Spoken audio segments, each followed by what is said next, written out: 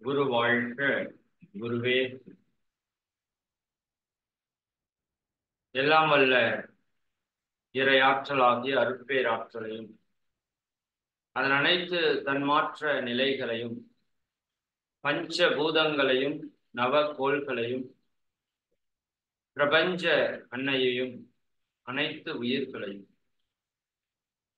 இதுகாரும் இப்பிரபஞ்சத்திலே தோன்றிய அனைத்து குரு மகான்களையும் ஒரு சேர நினைந்து நன்றியுணர்வோடு வணங்குகிறோம். வாழ்க வளம். வாழ்க வளம். ஆசான் அருட்தந்தை வேதாத்திரி மகரிஷி அவர்களே நம்மோடு சூக்குமமாக நிறைந்திருந்து இன்றைய தெய்வீக நிகழ்வுகள் அனைத்தையும் மிக சிறப்பாக நிகழ்த்தி கொடுப்பார். வாழ்க வளம். வாழ்க வளமுடன். மிக்க மகிழ்ச்சி. நண்பர்கள் அனைவருக்கும் இனிய வணக்கம். வாழ்க வளமுடன் என்ற வாழ்த்துக்கள். இன்று ஆனந்த யோக பயிற்சியினுடைய 2வது நாள் நிகழ்வு சிறப்பாக துவங்கி இருக்கிறது. நாம சொன்னது போலவே முதல்ல ஒரு 4 வகுப்புகள் நாம் இந்த 6 மாதம் முழுக்க என்ன கற்றுக்கொள்ள போகிறோம் அப்படிங்கிறத பத்தின ஒரு அறிமுகமான ஒரு உரையாக அமையும். இந்த 4 வகுப்புகள்ல நமக்கு ஒரு மிகப்பெரிய ஒரு தெளிவு கிடைச்சிடும். சரிங்களா? இன்னைக்கு 2வது வகுப்பு, இன்னும் 2 வகுப்புகள் வச்சுக்கோங்க. சரி, இன்னைக்கு நம்ம என்ன சிந்தனை எடுக்க போறோம் அப்படின்னா, நம்ம எல்லாருக்குமே சந்தோஷமா மகிழ்ச்சியா ஆனந்தமா வாழணும்னு ஆசை இருக்கு இல்லையா? அதற்கு என்ன தேவை அப்படிங்கிறத நம்ம அறிவுக்கு எட்டின மாதிரி சில விஷயங்களை நாம தெரிஞ்சு வச்சிருக்கிறோம். அதை அடையிறதுக்கு முயற்சி பண்ணிட்டு இருக்கிறோம். அப்படி முயற்சி செய்த போதும் நம்மால முழுசா சந்தோஷமா ஆனந்தமா இருக்க முடியல. இதை ஏற்றுக்கொள்ளலாம். சரிதானுங்களா? நம்ம எல்லோருக்குமே சந்தோஷமா இருக்கணும்னு விருப்பம். சந்தோஷமா இருக்கிறதுக்கு சில தேவை இருக்குதுன்னு நாமளே நினைக்கிறோம். அந்த தேவைகளை நிறைவேற்றுறதுக்கு முயற்சி பண்ற வாழ்க்கையில முழுக்க முழுக்க அப்படி முயற்சி பண்ணியும் அதுல சிலர் அச்சீவ் பண்றாங்க. அந்த அச்சீவ்மெண்ட் நடந்தாலும் சந்தோஷம் மகிழ்ச்சி ஆனந்தம் முழுசா வரல. சரிதானுங்களா? அப்ப நாம மகிழ்ச்சியா இருக்கிறதுக்கு சந்தோஷமா இருக்கிறதுக்கு வேற ஏதோ ஒண்ணு தேவையா இருக்குதுங்கிறது இங்க தெரியுது நமக்கு. சரிங்களா? சரி, அது என்ன? நம்ம எல்லாரும் சந்தோஷமா இருக்கிறதுக்கு என்ன தேவை அப்படிங்கிறத இன்னைக்கு நாம ஒரு லிஸ்ட் அவுட் பண்ண போறோம். சென்ற வகுப்புல நம்ம என்ன பார்த்தோம்? நாம் எல்லாரும் மனிதர்கள். நாம் எல்லாரும் சந்தோஷமா வாழ விரும்புறோம். 100% சந்தோஷமா வாழ விரும்புறோம். ஆனா சந்தோஷமா இல்லை. நம்மளை விட அறிவு கம்மியா இருக்கிற எல்லா உயிர்களும், நான் உதாரணத்துக்கு நாய் அப்படின்னு ஒரு உதாரணம் சொன்னேன். பட் எல்லா உயிர்களுமே உலகத்துல 84 லட்சம் உயிரினங்கள் இருக்குதுன்னு சொல்றாங்க. ஓரறிவு தாவரத்துல நிறைய வகைகள் இருக்கு. 2 அறிவு புழு, 3 அறிவு பூச்சிகள், 4 அறிவு ஊர்வன, 5 அறிவு விலங்குகள். இந்த 84 லட்சம் உயிரினங்கள்ல 83,99,999 உயிர்களும் நிம்மதியா தான் இருக்கு. ஒரே ஒரு உயிரை தவிர. அந்த உயிர் தான் உலகத்தின் மிகச்சிறந்த உயிர், மனித உயிர்.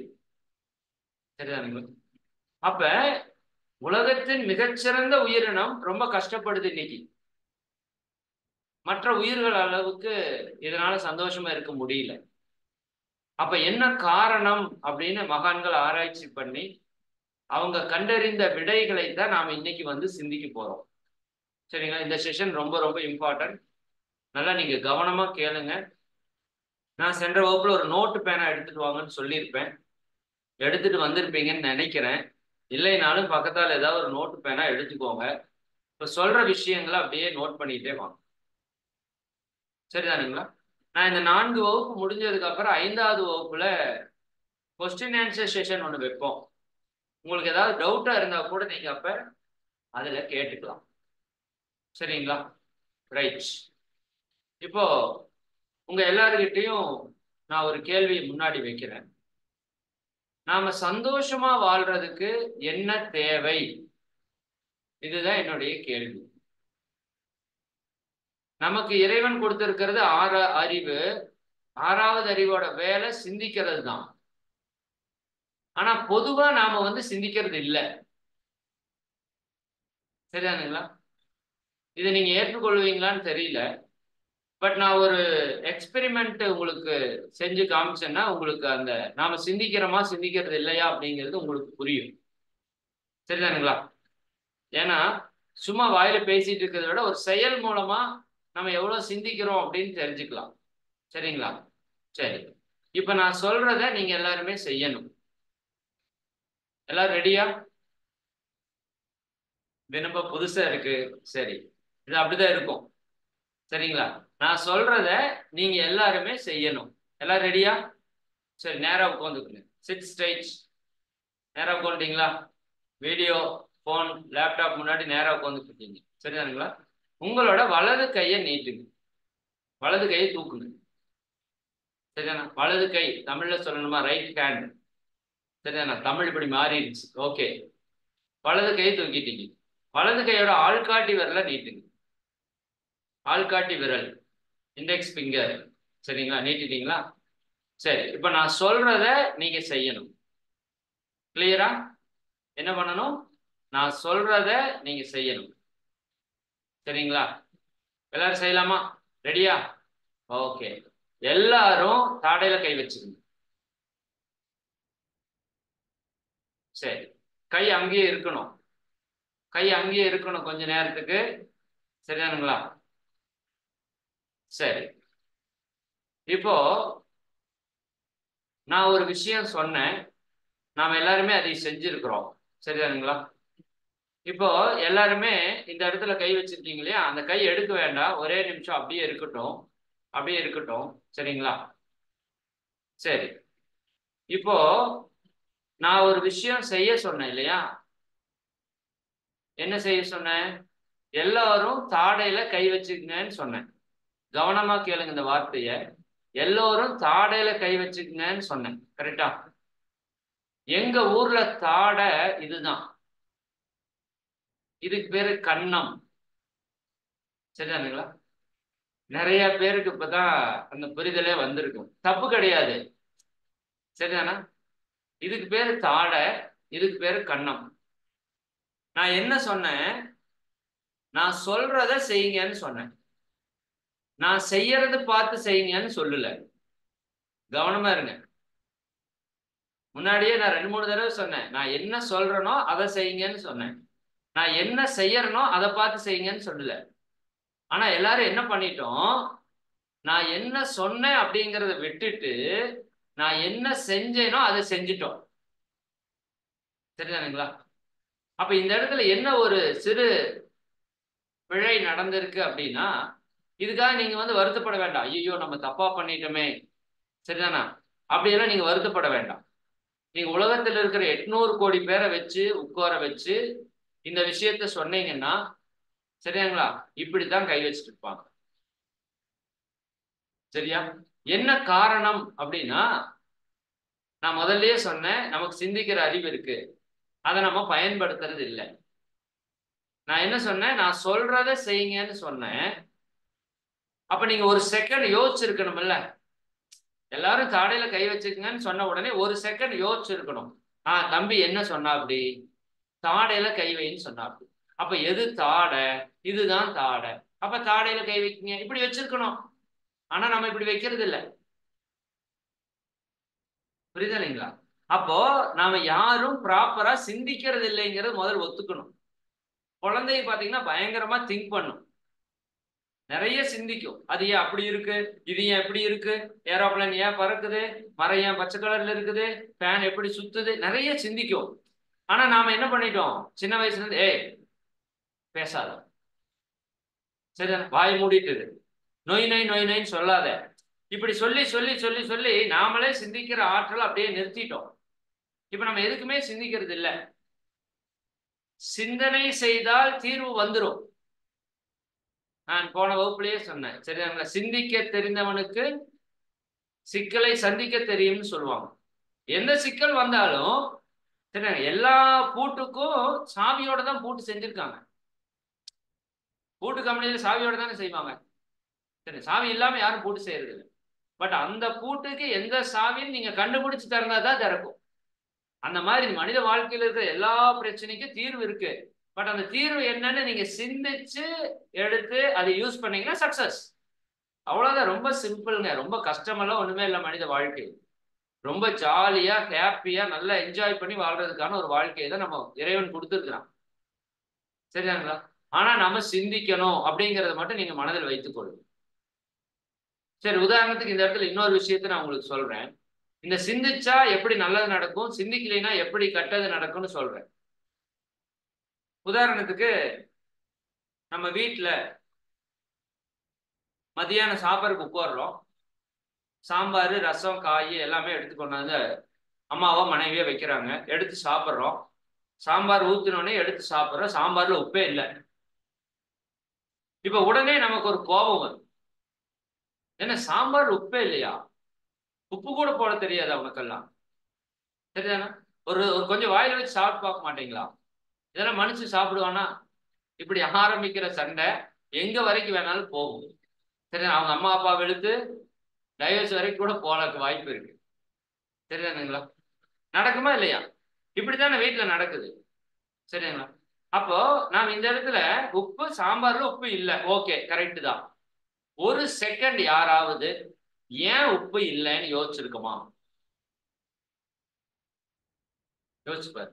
அந்த அம்மா நேற்று சாயங்காலம் நாளைக்கு சாம்பார் வைக்கணும்னு சொல்லி கடைக்கு போய் முருங்கைக்காய், உருளைக்கிழங்கு எல்லாமே வாங்கிட்டு வந்து, சரிண்ணா, காலையில் எந்திரிச்சு அதை முழுசா கிளீன் பண்ணி அதை முறையா கட் பண்ணி அங்க கிட்டத்தட்ட ஒரு 2 மணி நேரம் அந்த அடுப்புங்கரையில நின்று அந்த சமையலை அவ்வளவு கஷ்டப்பட்டு சமைச்சு கொண்டாந்து நமக்கு கொண்டாந்து வச்சிருக்காங்க.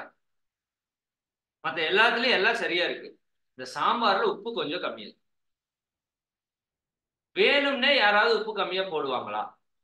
யோசனை பண்ணி பாருங்க. 2 மணி நேரம் அந்த அடுப்படையில நின்று நமக்காக சாம்பாரை வச்சு கொண்டாந்து கொடுத்த அம்மாவோ மனைவியோ வேணும்னே உப்பு கம்மியா போடுவாங்களா? இல்ல, தெரியாம கம்மியா போட்டிருப்பாங்க. இல்ல அப்படின்னா அதுக்கு நாம தான் காரணமா இருந்திருப்போம். அந்த அம்மா சமைச்சிட்டு சாம்பார் வச்சுட்டு இருக்கோம், நம்ம பாத்ரூம்ல இருந்துட்டு துண்டை எடுத்துட்டு வான்னு சொல்லுவோம்.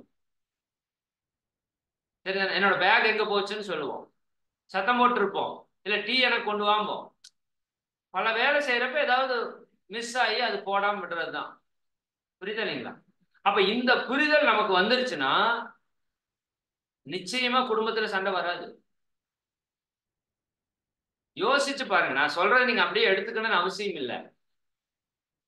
இத்தனையும் நல்லா செஞ்ச அம்மாவோ மனைவியோ சாம்பார் உப்பு கொஞ்சம் கம்மியா போட்டாங்க. 2 மணி நேரம் எனக்காக கஷ்டப்பட்டு செஞ்சிருக்காங்க. அவங்களுக்கு நன்றி சொல்லலைன்னா பரவாயில்ல, திட்டாம இருக்கலாம்ல? திட்டாம இருக்கலாம்ல? யோசனை பண்ணிப்பாரு.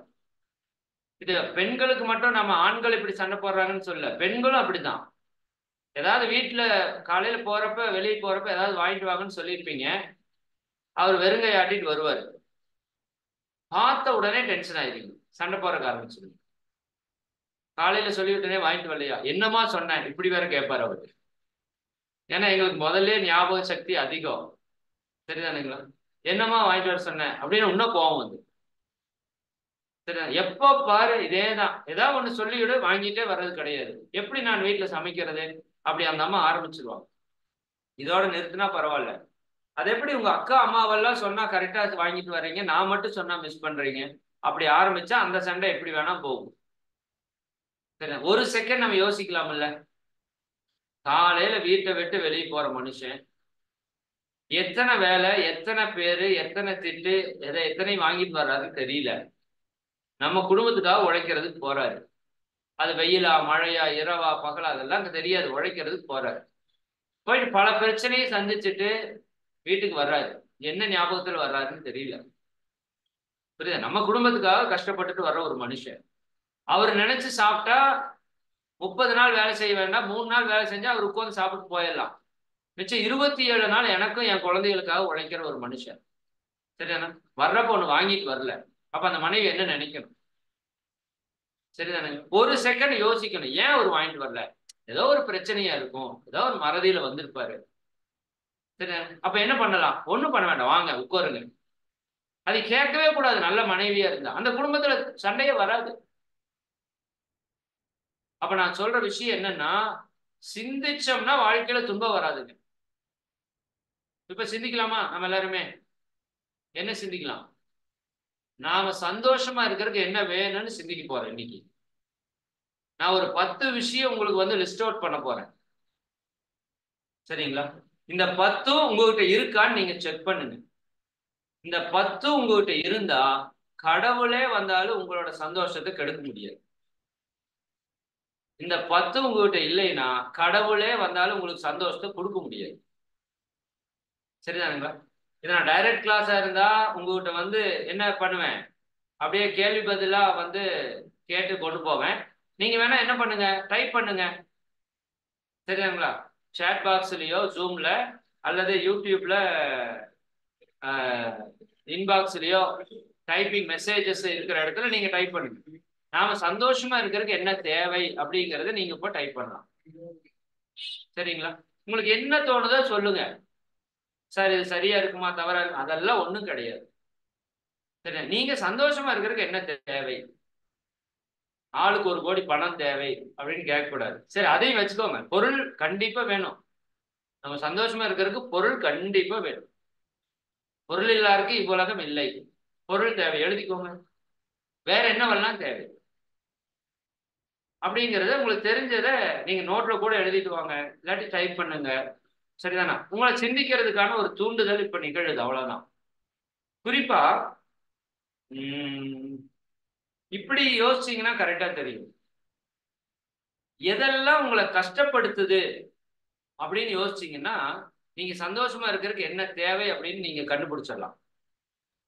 எதெல்லாம் என்னை கஷ்டப்படுத்துது அப்படின்னா, உதாரணத்துக்கு நான் என்ன சொல்றேன்னா, நம்ம உடல் ஆரோக்கியம் அப்படின்னு ஒரு விஷயம் நான் சொல்றேன். உடல் ஆரோக்கியம் நல்லா இல்லைன்னா, உடல் நோய்வாய்ப்பட்டிருந்தா நான் சந்தோஷமா இருக்க முடியுமா? முடியாது. சரிங்களா? அப்ப இந்த உடல்ல வரக்கூடிய நோய் என்னோட சந்தோஷத்தை பறிக்குது. அப்ப நான் சந்தோஷமா இருக்கிறதுக்கு என்ன வேணும்? உடல் ஆரோக்கியம் வேண்டும். எழுதிக்கலாமா? நான் சொல்றது புரியுதா உங்களுக்கு? நான் இப்ப சிம்பிளா சொல்றேன், அதுக்கப்புறம் டீடைல்டா அந்த 10 விஷயத்த அக்கு வேற ஆணி வேற பிரிச்சு நம்ம பின்னாடி பார்க்க போறோம். ஃபர்ஸ்ட் ஒரு விஷயம் நோட் பண்ணுங்க. உடல் ஆரோக்கியம். நீங்க சந்தோஷமா ஆனந்தமா மகிழ்ச்சியா வாழ்றதுக்கான ஒரு தேவை உடல் ஆரோக்கியம். உடல் ஆரோக்கியம் இல்லைன்னா நம்ம சந்தோஷமா வாழ முடியாது, இல்லையா? நான் சிம்பிளான உதாரணம் ஒண்ணு மட்டும் சொல்றேன். இப்போ உங்க எல்லாருக்கிட்டையும் ஒரு 1000 பேர் இருக்கீங்கன்னு வச்சுக்கோங்களேன். 1000 பேருக்கு ஒரு லட்டு, திருப்பதி லட்டு கொடுக்குறேன். நீங்க வாங்கி சாப்பிடுறீங்க. எப்படி இருக்கும் லட்டு? சூப்பரா இருக்கும். செம்மையா இருக்கும். இருக்குமா? இருக்கும். சரி, இதே திருப்பதி லட்ட உங்க உடம்பு கெட்டு போச்சு, ஒரு காய்ச்சல் அடிக்குதுன்னு வச்சுக்கோங்களேன். இப்ப உங்ககிட்ட இதே திருப்பதி லட்ட கொடுக்குறேன். இப்ப நீங்க சாப்பிடுவீங்களா? சாப்பிட மாட்டீங்க. சாப்பிட்டா அந்த லட்டு எப்படி இருக்கும்? கசப்பா இருக்கு. நல்லா புரிஞ்சுக்கோங்க, இது உலகத்துல மிகப்பெரிய ஒரு ஞானம். ஆனா நமக்கு இன்னும் புரியல. மகான்களுக்கு புரிஞ்சிருச்சு. திருப்பதி லட்டா இருந்தாலும் பழனி பஞ்சாமிர்தமா இருந்தாலும் சரிதானுங்களா, எந்த ஊர்ல என்ன வெரைட்டி உணவா இருந்தாலும் உங்க உடம்பு நல்லா இருந்தா தான் அது உங்களுக்கு சந்தோஷத்தை கொடுக்கும். உங்க உடம்பு கெட்டு போச்சுன்னா எந்த பொருளா இருந்தாலும் அது துக்கத்தை தான் கொடுக்கும். உங்களால சாப்பிட முடியாது.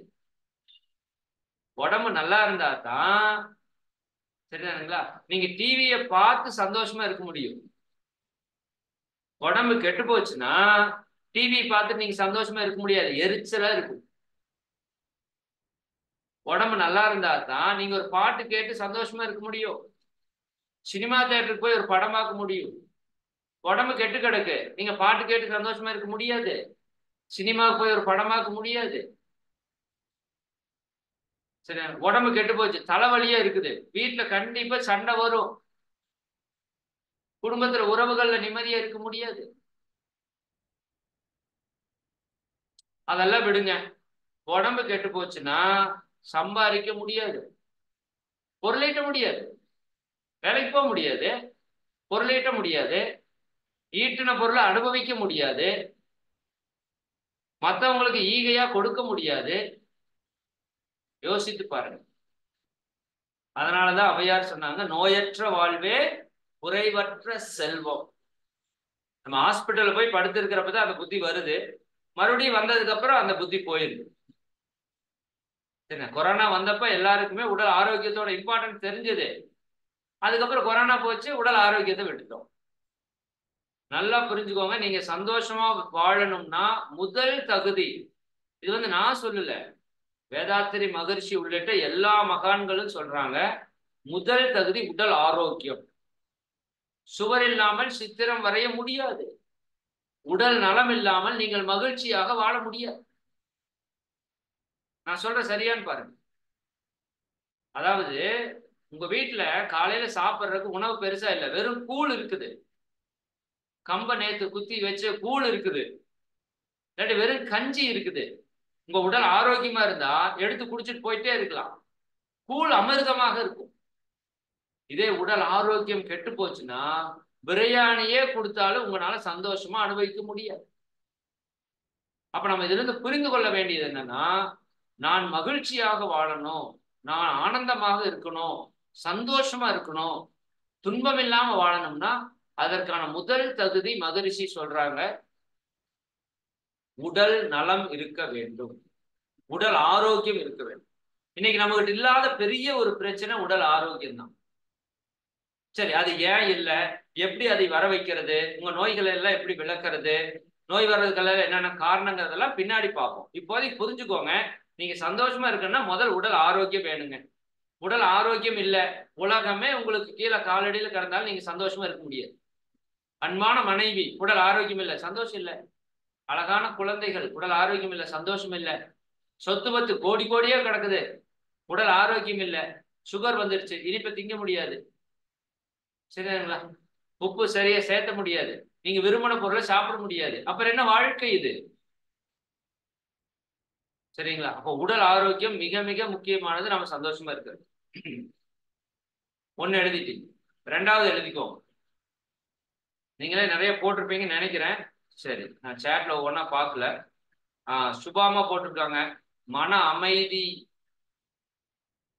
ரொம்ப ரொம்ப இம்பார்ட்டன்ட். என்னங்க? மன அமைதி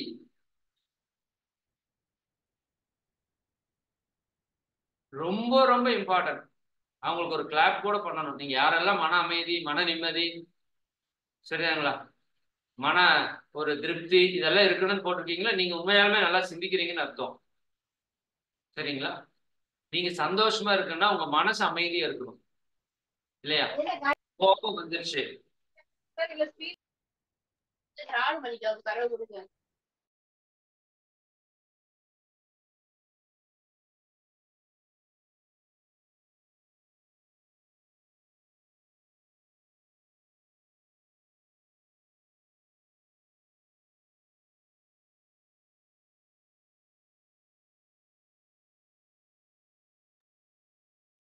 ஓகே ரைட். அப்ப மன அமைதி ரொம்ப ரொம்ப முக்கியம். சரியா? ஒரு கோபம் வந்துருச்சு, மனசுல அமைதி எப்ப போகும்னா, கோபம் வந்தா அமைதி போயிடும். ஒன்னா அமைதியா இருப்ப, இல்லாட்டி கோபமா இருக்கும். கோபம் வந்துருச்சு, நீங்க சந்தோஷமா இருக்க முடியுமா? நிச்சயமா வாய்ப்பே இல்லை. கவலையா இருக்கீங்க, நீங்க சந்தோஷமா இருக்க முடியுமா? வெறுப்போடு இருக்கீங்க, சந்தோஷமா இருக்க முடியுமா? பயத்தோடு இருக்கீங்க, சந்தோஷமா இருக்க முடியுமா? வாய்ப்பே இல்லை. சரிதானுங்களா? அப்ப நம்மளோட மனம் அமைதியா இருந்தா தான் நம்ம சந்தோஷமா இருக்க முடியும். மனம் அமைதி இல்லை, பேராசை, கோபம், கடும் பற்று, பாலுணர்வுல முறையற்ற தன்மை, உயர்வு தாழ் மனப்பான்மை, வஞ்சம், கவலை, வெறுப்பு, தற்பெருமை, இதெல்லாம் இருக்கிறது மனதில் இருக்கிற பிரச்சனை. அப்போ மனம் அமைதி இல்லாட்டி நம்ம சந்தோஷமா இருக்க முடியாது. ஒத்துக்கிறீங்களா? சரிங்களா? இதுக்கு நிறைய நீங்க கேள்விப்பட்டிருக்கலாம், படிச்சிருக்கலாம். மனம் போல் வாழ்வு, இந்த இடத்துல நான் இதை ஆழமா இந்த இடத்துல குறிப்பிட விரும்புறேன். நீங்க எழுதி கூட வச்சுக்கோங்க. மனம் போல் வாழ்வு. உங்க வாழ்க்கை எப்படி இருக்குமாமா? மனம் போல இருக்கும். யாருமே பணம் போல வாழ்வுன்னு சொல்லல. நாம தான் தப்பா புரிஞ்சுக்கிட்டோம். பணம் நிறைய சேர்த்துனா வாழ்க்கை ரொம்ப நல்லா இருக்கும் அப்படின்னு தப்பா புரிஞ்சுக்கிட்டு பணம் நிறைய சேர்த்துறோம். வாழ்க்கையில சந்தோஷம் இல்லை. கோடி கோடியே வச்சிருக்கிறான், சந்தோஷம் இல்லை, நிம்மதி இல்லை, மகிழ்ச்சி இல்லை, ஆனந்தம் இல்லை. புரியுதா இல்லைங்களா? அதுக்கு நான் பணம் வேண்டான்னு சொல்லல, புரிதலுக்காக நான் சொல்றேன். மனம் போல வாழ்க்கைன்னு மகான்கள் சொல்றாங்க, எண்ணம் போல வாழ்க்கைன்னு சொல்றாங்க. சரி, அப்ப அந்த மனம் நல்லா இருந்தா தான் உங்க வாழ்க்கை நல்லா இருக்கும். மனம் கெட்டு போச்சுன்னா வாழ்க்கை கெட்டு போயிடும். புரியுதா?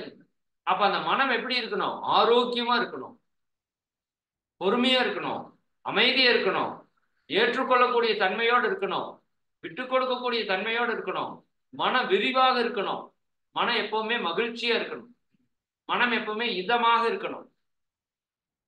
இந்த மனிதன் ஒரு பேர் இருக்கு இல்லையா? மனதை இதமாக வைத்திருப்பவன் மனிதன். நல்லா நோட் பண்ணிக்கோ. மனம் கூட்டல் இதன். இதன்னா இதம், இதமா இருக்குங்க அப்படின்னு சொல்றீங்களா? நல்லா இதமா இருக்குங்க அப்படின்னு சொல்றீங்களா? அப்ப இந்த மனம் இதமா இருந்தா தான் நம்ம எல்லாம் மனுஷங்க. சரிதானே? மனம் இதமா இல்லைன்னா நம்ம மனுஷங்க இல்ல, விலங்குகள் அர்த்தம். அதனாலதான் நம்மளே சொல்றோம் மனுஷனா இருக்கிற மரியாதையா போயிடும்.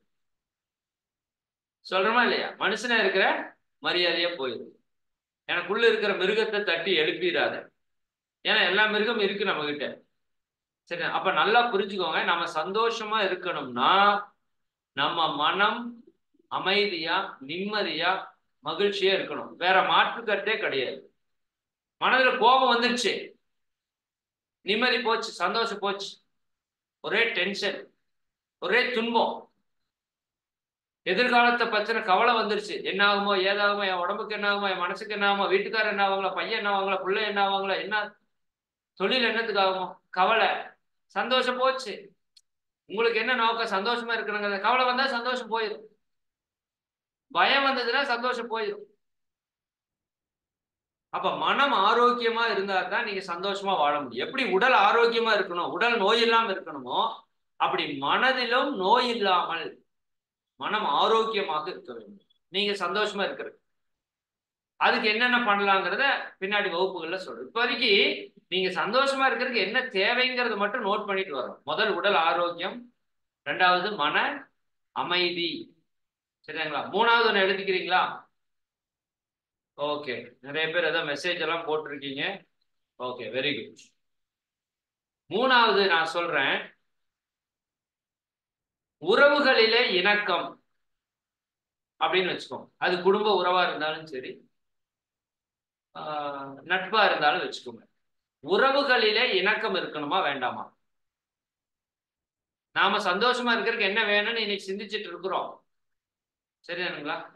வீட்டுக்குள்ள போறோம், கணவன் மனைவி உறவு சரியில்லை, எதுக்கு எடுத்தாலும் சண்டை, சரிதானுங்களா? கோபம், ஆளாளுக்கு திட்டுறது, வெறுத்து பேசுறது, ஒரு அன்பு இல்லை. எப்படி உங்க வாழ்க்கை சந்தோஷமா இருக்கும்?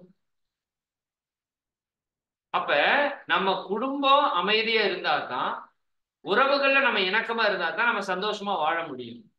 உண்மையா? நான் சொல்றதெல்லாம் நீங்க அப்படியே ஏத்துக்கணும்னு அவசியம் இல்லை. நீங்க சிந்திச்சு பாருங்க. நீங்க இப்ப சந்தோஷமா இருக்கீங்க, காலையில வேலைக்கு போயிட்டு வீட்டுக்குள்ள போறீங்க, சந்தோஷமா உள்ள போறீங்க. உள்ள போனன்னையும் ஒரு பிரச்சனை கிளம்புது. சரியாங்களா? இப்போ உதாரணத்துக்கு குடும்பத்துல யாரோ ஒருத்தருக்கு உடம்பு சரியில்லை, நீங்க சந்தோஷமா இருக்க முடியுமா? சொல்லுங்க. பக்கத்து வீட்டுல ஒருத்தருக்கு உடம்பு சரியில்லைன்னா உங்களுக்கு பிரச்சனை இல்லை. உங்க குழந்தைக்கு உடம்பு சரியில்லைன்னா நீங்க சந்தோஷமா இருக்க முடியுமா? இல்ல. சரிதானா?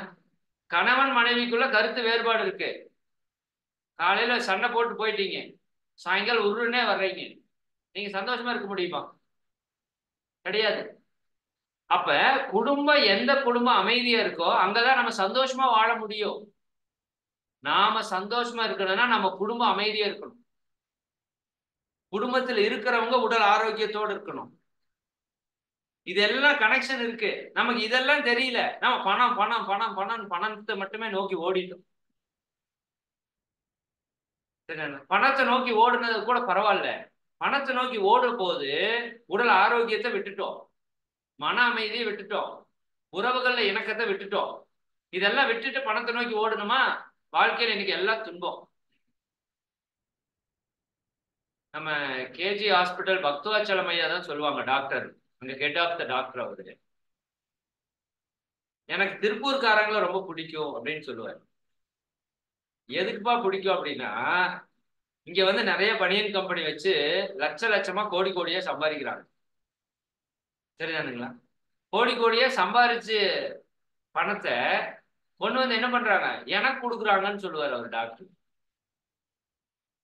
கோடி கோடியா லட்ச லட்சமா பணம் சம்பாரிச்சு கொண்டாந்து எனக்கு கொடுக்குறாங்க, அதனால எனக்கு திருப்பூர்காரங்களை பிடிக்கும். சரிங்களா? தலாய் லாமா அப்படின்னு சொல்லி ஒரு மிகச்சிறந்த ஒரு ஞானி, உலகத்துல மிகச்சிறந்த அதிசயம் என்னன்னு கேட்கிறாரு ஒரு பத்திரிகையாளர். அதுக்கு தலாய் லாமாங்கிற ஞானி சொன்ன பதில் என்ன தெரியுமா? இந்த மனுஷன் செய்யற செயல் தான் உலகத்துல எனக்கு ரொம்ப ஆச்சரியமா அதிசயமா இருக்கு. அதாவது இவன் பிறக்கும் போது உடல் ஆரோக்கியமா இருக்கிறான், பிறக்கும் போது உடல் ஆரோக்கியமா இருக்கிறான். அதுக்கப்புறம் இந்த பணத்தை சேர்த்துறதுன்னு ஓடி ஓடி ஓடி ஓடி உடல் ஆரோக்கியத்தை எல்லாம் இழந்துட்டான். பணம் வந்துருச்சு, உடல் ஆரோக்கியம் போயிடுச்சு. இது கூட முக்கியமான விஷயம் இல்லை, அடுத்தது சொல்றாரு பாருங்க. இதுக்கப்புறம் இவன் சேர்த்த பணத்தை எல்லாம் கொண்டு போய் ஆஸ்பத்திரியில கொடுத்து எனக்கு ஆரோக்கியத்தை கொடுன்னு கேட்கிறான். இதுதான் எனக்கு பெரிய ஆச்சரியமா இருக்குதுன்னு சொல்றாரு. உண்மையான யோசிங்க. கஷ்டப்பட்டு உடலை ரொம்ப கடினப்படுத்தி உழைத்து பணம் சம்பாதிக்கிறோம், சரி ஓகே, சரிதாங்க. அப்போ உடலை கெடுத்ததுக்கு அப்புறம் இந்த பணத்தை எல்லாம் கொண்டு போய் கொடுத்து உடல் ஆரோக்கியத்தை கொடுன்னு கேட்கறதுக்கு முதல்ல ஆரோக்கியமா வச்சிருக்கலாம்ல. சரியா? சரி, அப்போ அந்த விதத்துல உங்க குடும்பத்துல அமைதி இருந்தாதான் நீங்க மகிழ்ச்சியா வாழ முடியும். எழுதி வச்சுக்கோங்க. இன்னைக்கு சொல்றது வந்து நான் இதை மிகைப்படுத்தி சொல்லல, இதனால் வரைக்கும் சொன்ன அத்தனை மகான்களுடைய மொத்த சிந்தனையை தொகுத்து உங்ககிட்ட நான் ஷேர் பண்ணிட்டு இருக்கேன், என் அறிவு கட்டி. நீங்க ஏதாவது மாற்று கருத்து இருந்தாலும் நீங்க எனக்கு சொல்லலாம். குடும்ப அமைதி இல்லைன்னா உங்களால சந்தோஷமா இருக்க முடியாது, எழுதி வச்சுக்கோங்க. அது எப்படி கொண்டு வர்றதுன்னு பின்னாடி பார்ப்போம். நாலாவது விஷயம், பொருள் வளம், செல்வ வளம். சரிங்களா? வேணுமா வேண்டாமா? கண்டிப்பா வேணும், கண்டிப்பா வேணும், மாற்று கருத்தே கிடையாது. சரியான? பொருள் இல்லாருக்கு இவ்வுலகம் இல்லை. நான் ரொம்ப நல்லவன் சார், உடல் ஆரோக்கியமா இருக்கு சார், மன அமைதியா இருக்கு சார், எனக்கு ஒரு ஒரு வேளை சாப்பாடு கொடுங்க சார்னா யாரும் கொடுக்க மாட்டாங்க. சரிதானுங்களா? உண்ண உணவு, உடுத்த உடை, இருக்க இருப்பிடம், வாழ்க்கை வசதி எல்லாம் வேணும் நமக்கு. அப்பதான் இந்த சந்தோஷமா இந்த பூமியில வாழ முடியும். சரி, அப்ப சந்தோஷமா வாழ்றதுக்கு என்ன வேணும்? பொருள் வளம் வேணும். சரியாங்களா? ஆனா நல்லா புரிஞ்சுக்கோங்க, பொருள் வளம் வேணும்னு, பொருள் நிறைய வேணும்னு நான் சொல்லல, கோடி கோடியே வேணும்னு நான் சொல்லல. புரியுதா? நம்ம வாழ்றதுக்கு என்ன அளவு தேவை இருக்கோ அந்த அளவுக்கு இருந்தா போதும்.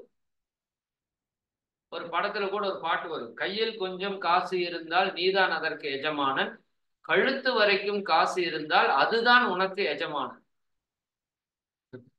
சரிங்களா? நல்லா புரிஞ்சுக்கோங்க, பொருள் மிக மிக முக்கியம். ஆனா பொருள் ஒரு அளவுக்கு மேல போனா அது துன்பத்தை கொடுக்கும். இன்னும் ஒரு படி மேல போனோம்னா பொருளுக்கும் மகிழ்ச்சிக்கும் பெரிய சம்பந்தம் இல்லை. சரிங்களா? நாம நினைக்கிறோம் பொருள் இருந்தா தான் சந்தோஷமா இருக்க முடியும்னு நினைக்கிறோம், பட் அப்படி அல்ல. அதாவது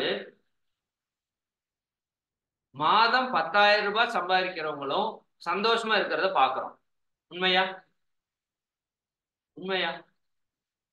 வெறும் 10,000 ரூபாய் சம்பாதிப்பாங்க, ஒரு சைக்கிள் தான் வச்சிருப்பாங்க, இல்லாத ஒரு பழைய டிவிஎஸ் வச்சிருப்பாங்க, கணவன் மனைவி அப்படியே ஜாலியா சந்தோஷமா போறதை நம்ம பார்க்கிறோம். ஆடி கார்ல வந்து இறங்குவாங்க. சரிங்களா? சந்தோஷம் இல்லாம இருக்கிறத நம்ம பார்க்கிறோம். நல்லா புரிஞ்சுக்கணும். சரியானுங்களா? இங்க ஏழை வீடா இருக்கும், 4 குழந்தை பிறக்கும். 4 குழந்தை பிறக்கும் லைனா. அவன் ஸ்டாப் பண்றது கஷ்டம். பணக்கார ஃபேமிலியா இருக்கலாம், குழந்தையே இருக்காது. இப்ப பணம் இருந்தா சந்தோஷம் வந்துருமா? நீங்க சிந்தனைக்கு எடுத்துக்கோ. சரிங்களா? ஏழை குடும்பமா இருக்கும், 3 பெண் குழந்தைங்க இருக்கும். யாராவது வந்து ஒரு பவுன் 10 பவுன் போட்டு கல்யாணம் பண்ணிட்டு போவாங்க. நான் பார்த்துருக்கேன் என்னோட எக்ஸ்பீரியன்ஸ்ல. பணக்கார வீடா இருக்கும், 45 வயசா இருக்கும் அந்த பொண்ணுக்கு, கல்யாணம் நடக்காது. சந்தோஷம் வருமா? சரிங்களா? அதனால அன்பர்களே, நான் என்ன சொல்றேன்னா, பொருளுக்கும் மகிழ்ச்சிக்கும் சம்பந்தம் கிடையாது. நீங்க பொருளை கொடுத்து நல்ல வீடு கட்டலாம், நல்ல பெட்டு போடலாம், ஏசி வேணாலும் போட்டுக்கலாம். சரிதானுங்களா? ஆனா படுத்தா தூக்கம் வரணும் இல்ல, அது உங்க பணத்தால வாங்க முடியாது. பணத்தால உடல் ஆரோக்கியத்தை வாங்க முடியாது. பணத்தால மன நிம்மதியை வாங்க முடியாது. பணத்தை மட்டும் வச்சுட்டு குடும்ப உறவுகளை சந்தோஷமா வச்சுக்க முடியாது. ஆனாலும் பொருள் வேண்டும். சரியாங்களா? பொருள் நான் வேண்டான்னு சொல்லல. ஆனா இன்னைக்கு உலகமே வந்து பொருள் பொருள் பொருள் பொருள் பொருள் வந்தா அது அது அப்படி நல்லா இருக்கு, இப்படி இதெல்லாம் கிடையாது. சரியாங்களா? ஆனா இந்த பயிற்சியில உங்க பொருளாதாரத்துல நீங்க வளமாக மகிழ்ச்சியா சந்தோஷமா இருக்கிறதுக்கு என்ன தேவையோ அதை பெறுவதற்கு என்ன வழி, உங்களுக்கு ஏதாவது கடன் தொல்லைகள் இருந்தால் அதை போக்குவதற்கு என்ன வழிங்கிறதெல்லாம் சொல்லுவோம், அது வேற. பட் பொருளை நம்பி பொருள் வந்துட்டா மகிழ்ச்சியா இருக்கலாம்னு நினைச்சீங்கன்னா அதுதான் இருக்கிறதுலே மிகப்பெரிய தவறான கருத்து. இன்னைக்கு வெளிநாடுகள் எல்லாம் பொருள் அப்பரிமிதமா இருக்கு, அப்பரிமிதமா இருக்கு. ஆனா அவங்ககிட்ட நிம்மதி இல்லை. அவன் இங்க வந்துட்டு இருக்கான். ரமணாசிரமத்துல போய் பாருங்க எத்தனை பேர் இருக்காங்க, அவங்க கிட்ட இல்லாத பொருளா? அப்ப பொருளால மட்டும் மகிழ்ச்சி வந்துடாதுன்னு புரிஞ்சுக்கோங்க. ஆனா வாழ்றதுக்கு கண்டிப்பா பொருள் வேண்டும். பொருளாதார தேவை அளவுக்கு இருக்கணும். நம்ம வாழ்க்கை வசதிகள் நிறைவா இருக்கிற அளவுக்கு சரியா கண்டிப்பா பொருள் வேணும். 4 எழுதிட்டீங்களா? உடல் ஆரோக்கியம் எழுதிட்டோம், மன அமைதி எழுதிட்டோம், குடும்ப அமைதி எழுதிட்டோம். சரியானுங்களா? 4வது பொருளாதார வளம் எழுதிட்டீங்க. பொருள் இல்லாட்டி சந்தோஷமா இருக்க முடியாதுதான். சரி, பணம் இல்ல, சரிங்களா, எப்படி சாப்பிடுறது? வாடகை கொடுக்கணுமா வேண்டாமா? சொந்த வீடு இல்லாட்டி பரவாயில்ல. சரிங்களா? கண்டிப்பா பொருள் வேண்டும் வேண்டும் வேண்டும், அளவோட வேண்டும். சரிங்களா? நல்ல வழியில பொருள் ஈட்டணும், அதை பத்தி எல்லாம் பின்னாடி பேசுவோம். 4ஆச்சா? 5வது நட்பு நலம் நல்லா இருக்கணும். நான் முன்னாடி குடும்ப அமைதின்னு சொன்னேன். இந்த குடும்பம்னா நம்ம இந்த 4 பேருக்குள்ள நின்றுவோம். 5வது நட்பு நலம் நல்லா இருக்கணும்னு சொல்றேன், எழுதிக்கோ. இது வந்து இந்த குடும்பம் கடந்த நம்முடைய நட்புகள் அப்படி வச்சுக்கோங்களேன். குடும்பத்துக்குள்ள உறவுகள் எல்லாம் வச்சுக்கோங்க, அக்கா தங்கச்சி அண்ணன் தம்பி மாமன் மச்சான் சொந்த பந்தம் சித்தப்பன் பெரியப்பன் அவங்க எல்லாரும் கம்முன்னு இருந்தா தான் நம்ம வாழ்க்கை நல்லா ஓடும். அவங்க ஏதாவது வந்து வத்தி வச்சுட்டு போனாலும் நம்ம வாழ்க்கையில சிக்கல் வரும். சரி, ஒரே நிமிஷம்.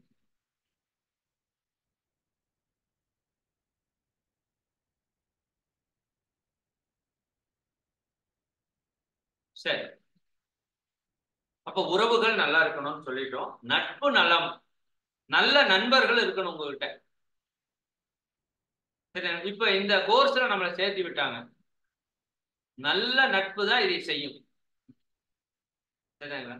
இந்த நண்பர்கள் தவறா வந்துட்டாங்கன்னா உங்க வாழ்க்கையில் நீங்க நிம்மதியா இருக்கவே முடியாது. அதனால திருவள்ளுவர் எல்லாத்துக்கும் 10 10 குறள் எழுதினாரு, நட்புக்கு மட்டும் 40 குறள் எழுதியிருக்காரு. கவனமா இருக்கணும். சேர்வார் தோஷம்னு சொல்லுவாங்க. கெட்ட நட்பு வச்சுட்டீங்க, உங்க மொத்த சந்தோஷம் காலியாயிடும். மகரிஷி அழகா சொல்லுவாங்க, ஒரு மனிதன் புகைப்பிடிக்கிறான்னு வச்சுக்கோங்களேன், மது அருந்துறான்னு வச்சுக்கோங்களேன், அவன் அருந்திய முதல் மதுவும் அவன் பிடித்த முதல் புகைக்கான அந்த பொருளும் அவன் சொந்த காசுல வாங்கியிருக்க மாட்டான்னு சொல்லுவார். நல்லா புரிஞ்சுக்கோங்க. அப்ப எல்லாம் கொடுத்து கெடுக்கிறது தான். தான் பெற்ற துன்பம் பெருகு இவ்வையகம், அதான் நம்ம ஃபார்முலா. சரியா? அதனால நட்பு நலம் நமக்கு நல்லா இருக்கணும். நல்ல நண்பர்களை தேடி பெறணும். சரியானுங்களா? தீயோர் நட்பை விளக்கணும். நான் போய் கெட்டவனை போய் நல்லவன் ஆக்குறேன்னு போய் நிறைய பேர் கெட்டு போனது நமக்கு தெரியும். சரியா? நண்பன்னு சொல்லுவோம், வந்து பணத்தை வாங்கிட்டு போயிடுவாங்க. ஏதோ ஒரு போய் ஜாமீன் கையெழுத்து போட்டுருவீங்க, நம்ம வாழ்க்கையே முடிஞ்சிடும் நிறைய பேர். அதனால இந்த நட்பு நலம் நல்லா இருந்தா தான் நாம மகிழ்ச்சியா இருக்க முடியும் அப்படிங்கறத எழுதிக்கும். சரிங்களா? அப்ப நட்பு நலத்தை எப்படி பெருக்கலாம், தீய நட்பை எப்படி விளக்கலாங்கிறதெல்லாம் பின்னாடி பார்ப்போம். ஒரு நட்பு, தவறான நட்பு உங்களுக்கு வந்துருச்சு அப்படின்னா, சரி இவர் கம்முன்னு தான் இருப்பாரு, ஆனா நண்பர்கள் சுற்றி கம்முன்னு இருக்க மாட்டாங்க. நம்ம குடும்பத்துல பல பேர் கெட்டு போனது காரணம் அதுதான். சரிங்களா?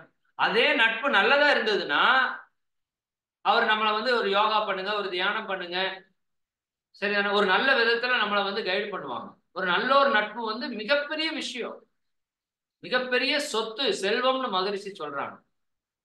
நல்லவங்களோட நட்பை பெறணும். இப்ப நாம எல்லாமே வந்து இது ஒரு குடும்பமாகத்தான் நம்ம வந்து கொண்டு போறோம். இந்த இறை சாதனை மார்க்கம்ங்கிறது குடும்பம். எனக்கு கூட நிறைய பேர் கேட்பாங்க, உங்களை ஐயான்னு சொல்றதா சார்னு சொல்றதா? நீங்க ஒன்றும் சொல்ல வேண்டாம். எனக்கு வயசு 39, சரியாங்களா? அது கம்மியா இருந்தா அண்ணான்னு சொல்லுங்க, எச்சா இருந்தா தம்பின்னு சொல்லுங்க. உங்க வயது ஒரு 60 இருக்குதுன்னா உங்க பையனா சொல்லுங்க. சரி, இதுல ஒன்றும் பெரிய டிஃபரன்ஸ் எல்லாம் ஒன்றும் இல்லைங்க. நான் எங்கேயோ இங்க வெள்ளை துணி போட்டு மஞ்சள் துணி கட்டிட்டு இப்படி இருக்கிறதால உங்களுக்கு எனக்கு பெரிய டிஃபரன்ஸ் எல்லாம் ஒன்றும் இல்லை, புரிஞ்சுக்கோங்க. ஏன்னா நான் இதுல ஒரு 19 வருஷத்துக்கு முன்னாடி வந்தேன், நீங்க இப்ப வந்திருக்கலாம், ஒரு சிலர் முன்னாடி வந்திருக்கலாம். புரியுதானேங்க? பெரிய வித்தியாசமெல்லாம் ஒண்ணு. மகரிஷியே அவ்வளோ பெரிய ஞானியே சொல்றாங்க, உங்களுக்கு எனக்கு ஒன்றும் பெரிய வித்தியாசம் இல்லை. நான் கொஞ்சம் உங்களுக்கு முன்னாடி நிக்கிறேன், நீங்க பின்னாடி நிக்கிறீங்க, அவ்வளவுதான் டிஃபரன்ஸ். ஒரு வரிசையில நான் முன்னாடி நிக்கிறேன், நீங்க பின்னாடி நிக்கிறீங்க. நீங்க கொஞ்சம் முயற்சி பண்ணி வந்தா முன்னாடி வந்துடலாம், அவ்வளவுதான். சரிங்களா? சரி, அப்போ நட்பு நல்லா நல்லா இருக்கணும் எழுதிட்டீங்களா? இதுக்கப்புறம் நான் சொல்றது முக்கியமான விஷயம். நாம சந்தோஷமா இருக்கணும்னா நம்ம உடம்புல உயிர்னு ஒண்ணு இருக்கு, தெரியுமா? இருக்கா? கன்ஃபார்மா இருக்கு. எங்க இருக்கு? தெரியாது.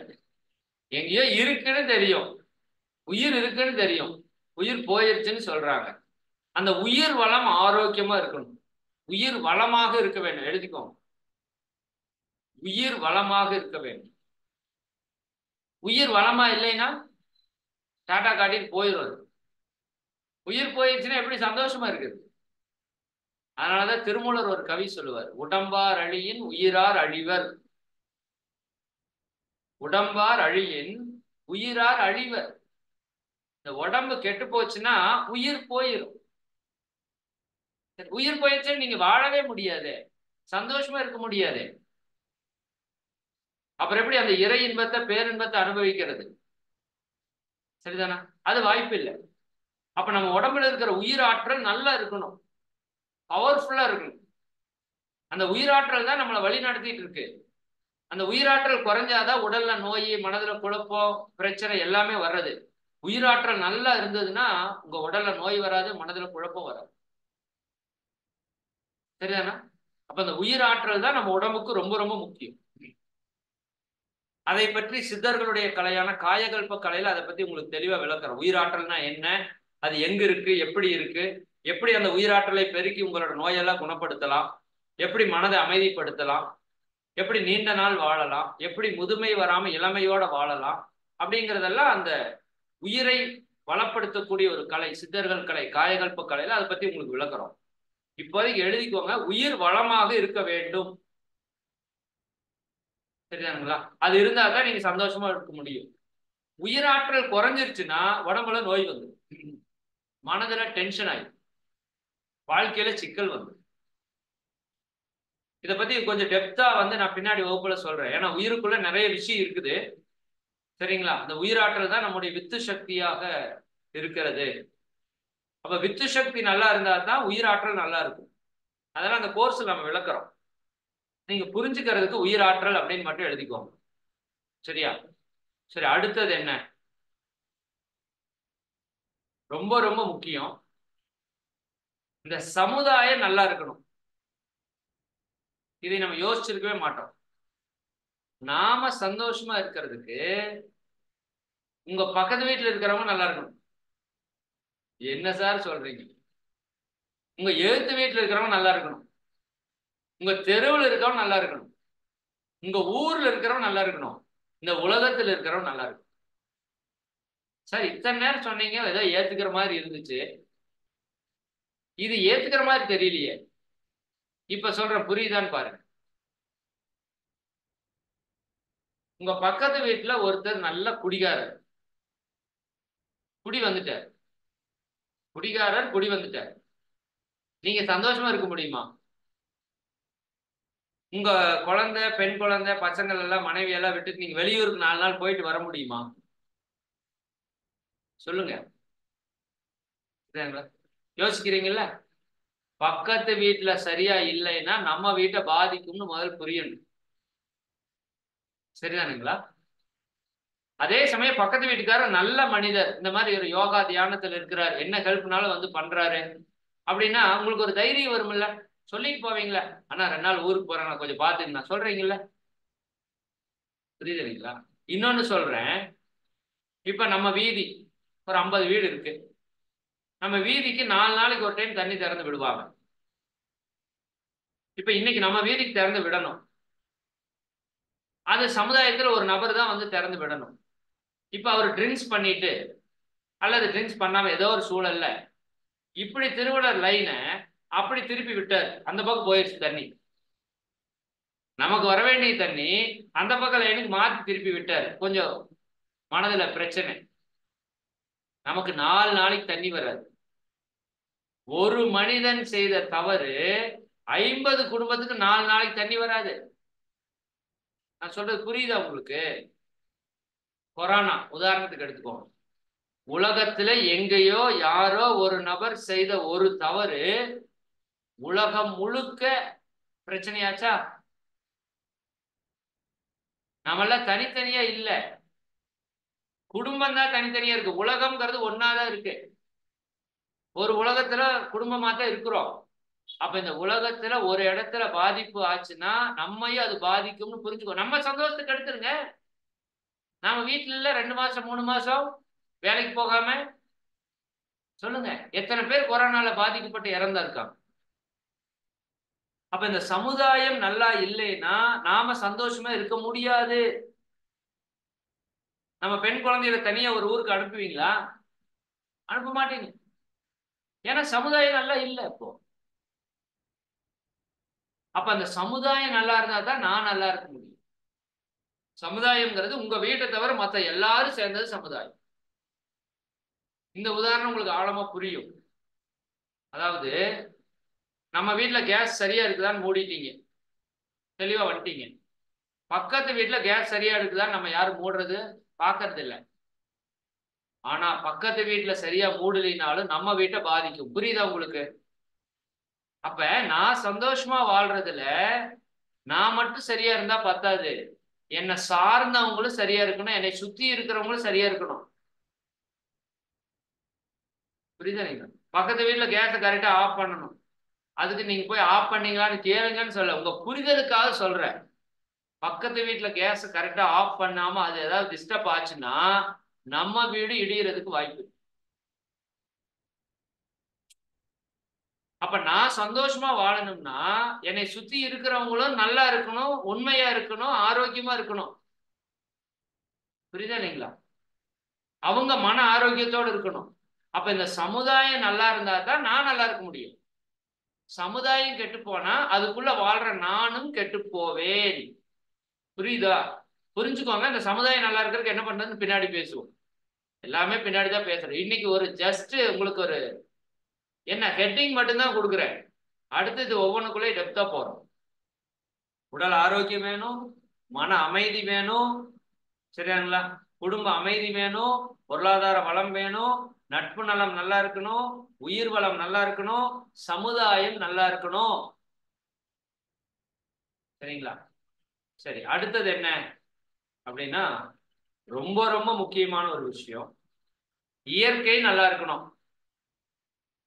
இயற்கை நல்லா இருக்கணும். நான் சந்தோஷமா வாழ்றதுக்கு மரம் நல்லா இருக்கணும், மழை நல்லா பெய்யணும், நிலம் நல்லா இருக்கணும், சாப்பிட்ற உணவு நல்லா இருக்கணும், வெப்பநிலை சரியா இருக்கணும். புரியுதா இல்லைங்களா? மரம்ங்கிறதான இயற்கை. நம்ம அதை பத்தி எல்லாம் யோசிக்கிறதே இல்லைங்க. முழுசா பணம் பணம் பணம் பணம் பணம். சரிதானுங்களா? சரி, தவறு இல்லை, இது நான் குறையா சொல்லல. நமக்கு யாரும் இதை பத்தி சொல்லி கொடுக்கல. இன்னைக்குதான் நம்ம உட்காந்து பேசுறோம். நம்ம சந்தோஷமா இருக்கிறதுக்கு என்ன வேணுங்கிறத இன்னைக்குதான் நம்ம உட்காந்து பேசி ஒரு தெளிவுக்கு வர்றோம். சரிங்களா? அப்ப மிக முக்கியம் இயற்கை நல்லா இருக்கும். அதாவது நாம கார்பன் டை ஆக்சைடை வெளிவிடுறோம், மரம் ஆக்சிஜனை வெளிவிடுது. 2 பேருக்கு மாற்றி மாற்றி உணவு பரிமாறிக்கப்படுது. சரியாங்களா? இப்ப 100 பேர் மனுஷங்க இருக்காங்க, 100 மரம் இருக்குன்னு வச்சுக்கோங்க. இப்ப 100 மரத்தை வெட்டிடுறோம், யாருக்கு லாஸ்? இல்ல ஒரு 50 மரத்தை வெட்டிட்டீங்க, யாருக்கு லாஸ்? மரத்துக்கா லாஸ்? மரத்துக்கு டபுள் ஃபுட்டு. 100 பேருக்கு இருந்து கார்பன் டை ஆக்சைடு மரத்துக்கு போகுது, ஆனா மரத்துல இருந்து 50 பேருக்கு ஆக்சிஜன் வருது. லாஸ் நமக்கு தான். புரியுதுங்களா? நாம தான் இயற்கையை நம்பி இருக்கிறோம். நாம தான் மரத்தை நம்பி, செடியை நம்பி, இந்த மழையை நம்பி, இந்த இயற்கையை நம்பி நாம தான் இருக்கிறோம். இயற்கை நம்மளை நம்பி இல்லை. அப்ப இயற்கை நல்லா இருந்தா தான் நாம நல்லா இருக்க முடியும்னு நீங்க முதல் புரியணும். இயற்கையை நல்லா வச்சுக்கிறதுக்கு என்ன பண்ணலாங்கிறதையும் பேசுவோம். எல்லாமே இந்த கோர்ஸுக்குள்ள இருக்குது, அது கொஞ்சம் கொஞ்சமா பேசுவோம். 8 ஆச்சா? 9, 10 தான் very very important. Very very important. Note பண்ணிக்கோங்க. புண்ணியம் இருக்கணும். நீங்க சந்தோஷமா இருக்கணும்னா, எப்படி உடல் ஆரோக்கியமா இருந்தா தான் நீங்க சந்தோஷமா இருக்க முடியும்னு சொன்னமோ, அப்படி புண்ணியம்னு ஒண்ணு இருக்கணும். நான் சென்ற வகுப்புல சொன்னேன், இந்த மெசேஜ ஆயிரக்கணக்கான மக்களுக்கு அனுப்பிச்சிருக்கிறோம் இன்னைக்கு வகுப்பு நடக்கிறத பத்தி. சரிதானுங்களா? எனக்கு தெரிஞ்சு குறைஞ்சது ஒரு 1,00,000 பேருக்காவது இந்த மெசேஜ் போயிருக்கும். கண்டிப்பா போயிருக்கும். ஏன்னா எங்க டீம்லயே கிட்டத்தட்ட ஒரு 1000 பேருக்கு மேல இருக்காங்க. அதாவது ரொம்ப ஆசிரியர் லெவலுக்கு இருக்கிறவங்க. அதற்கப்புறம் ஒரு 10,000 பேர் இருப்பாங்க. எல்லாரும் இந்த மெசேஜ் எல்லாருக்கும் அனுப்பிச்சிருக்காங்க. லட்சக்கணக்கான மக்களுக்கு இந்த மெசேஜ் போயிருக்கும். ஆனா இப்ப உள்ள இருக்கிறவங்க ஆயிரக்கணக்கான பேர் தான் இருக்கிறோம். மிச்சம் எல்லாம் எங்க? இதை நீங்க பெறணும்னா ஒரு புண்ணியம் வேண்டும். அதான் சொல்லுவாங்க, யாரோ ஒருத்தர் நல்லா இருந்தா என்ன சொல்றா, பாடுறா அவங்க அப்பா பண்ண புண்ணியம் நல்லா இருக்கிறான். கேக்குறீங்களா?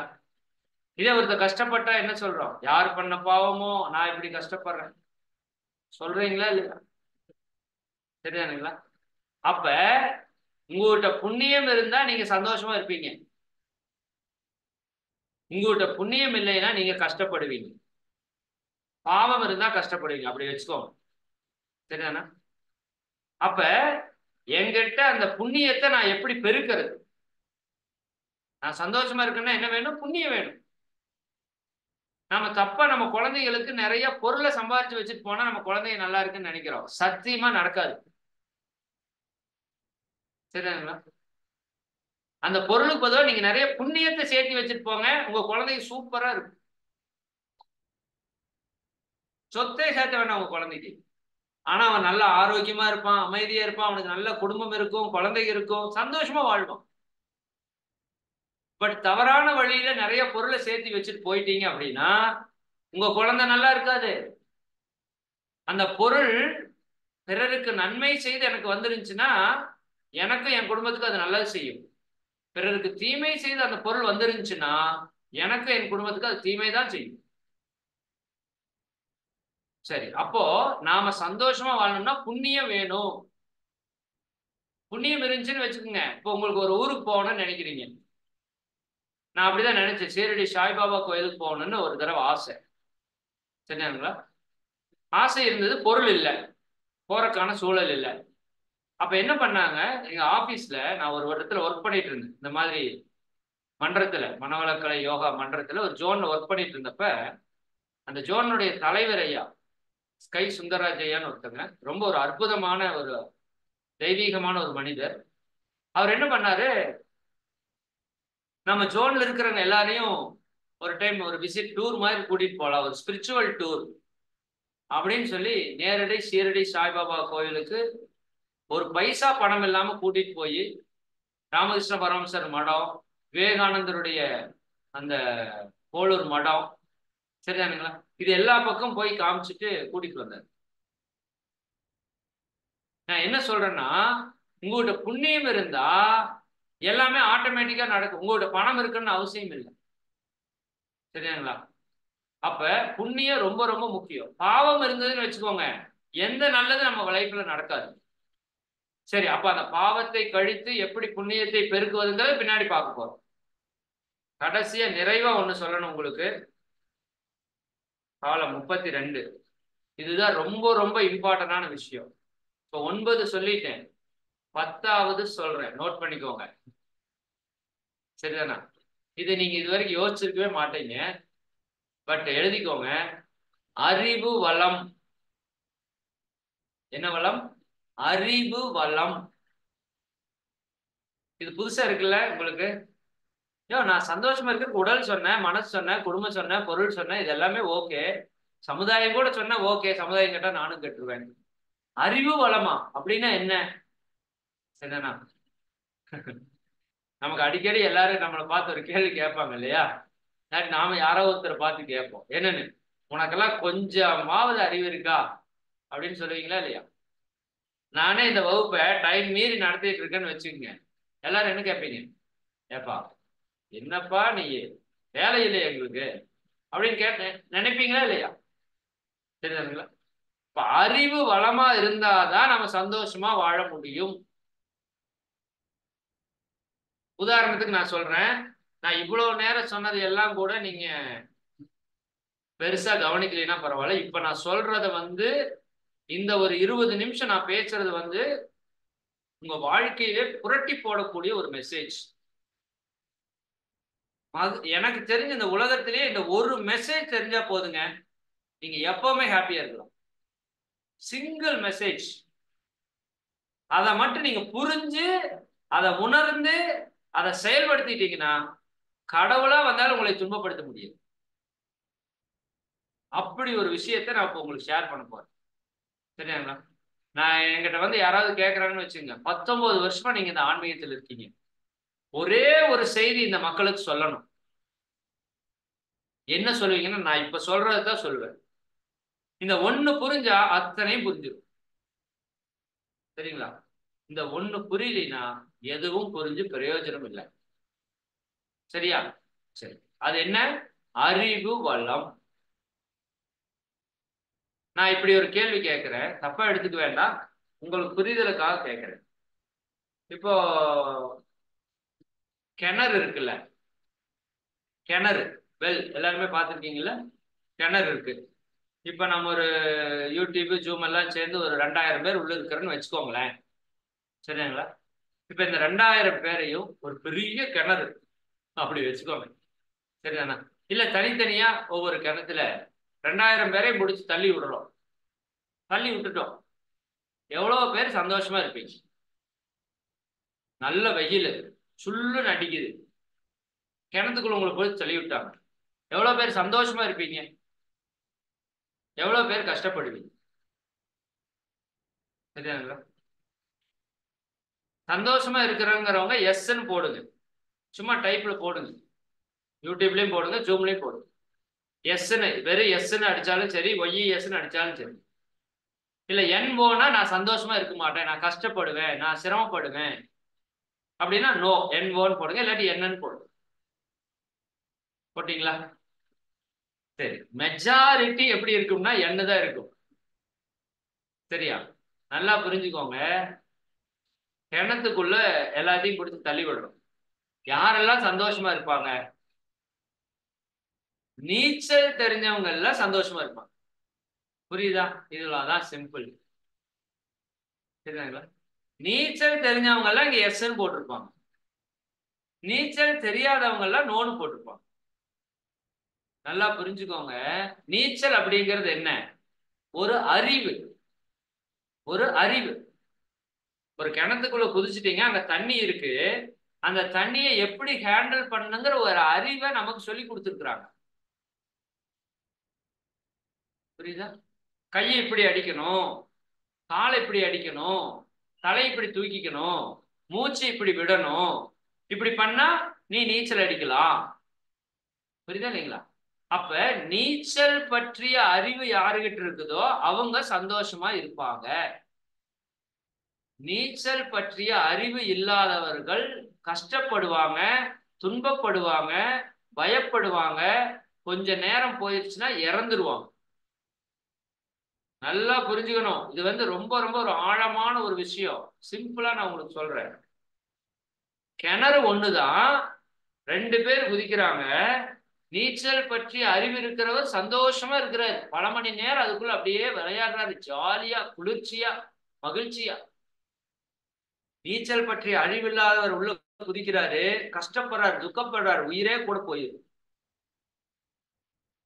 இப்ப சொல்லுங்க, நீங்க சந்தோஷமா இருக்கிறதுக்கு காரணம் நீங்களா கிணறா? நாம தான். சரிதானா? எங்கிட்ட இருக்கிற எது? எங்கிட்ட இருக்கிற அறிவு. அப்ப என்னோட அறிவு நல்லா இருந்தா, நீச்சல் பற்றிய அறிவோட நான் இருந்தா கிணத்துல குதிச்சு சந்தோஷமா இருப்பேன். நீச்சல் பற்றிய அறிவு இல்லாம கிணத்துல குதிச்சா கஷ்டப்படுவேன். புரிஞ்சுதா உங்களுக்கு? அப்ப நீங்க சந்தோஷமா இருக்கிறதுக்கு என்ன வேணும்?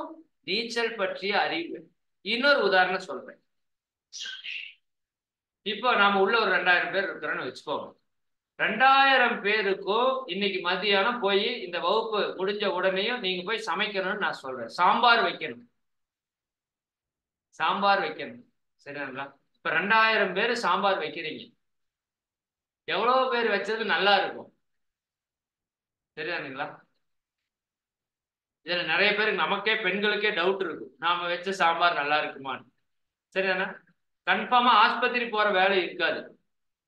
ஆனா ஆண்கள் எல்லாம் என்ன பண்ணணும்?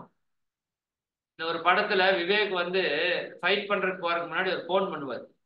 ஹலோ ஹாஸ்பிட்டல், இன்னொரு அரை மணி நேரத்துல ஒரு 5-6 பேர் அடிபட்டு கிடப்பாங்க, வாங்கன்னு சொல்ற மாதிரி நாம என்ன பண்ணணும்? சாம்பார் சாம்பார் சார், நான் இங்க திருப்பூர்ல இருந்து பேசுறேன், இந்த இடத்துல இருந்து பேசுறேன், நான் சாம்பார் வைக்க போறேன், ஒரு 4 மணி நேரம் கழிச்சு வாங்க, ஏதாவது உடம்பு டிஸ்டர்ப் ஆயிருந்தா எடுத்துட்டு போங்க, அப்படிங்கிற மாதிரி ஆயிடும். நல்லா புரிஞ்சுக்கோங்க. 2000 பேர் சாம்பார் வைக்கிறோம். 100 பேர் வைக்கிறது சூப்பரா இருக்கு. மிச்சம் 1900 பேர் வைக்கிறது சரியில்லை. அல்லது 1000 பேர் வைக்கிறது நல்லா இருக்கு, 1000 பேர் வைக்கிறது நல்லா இருக்கு.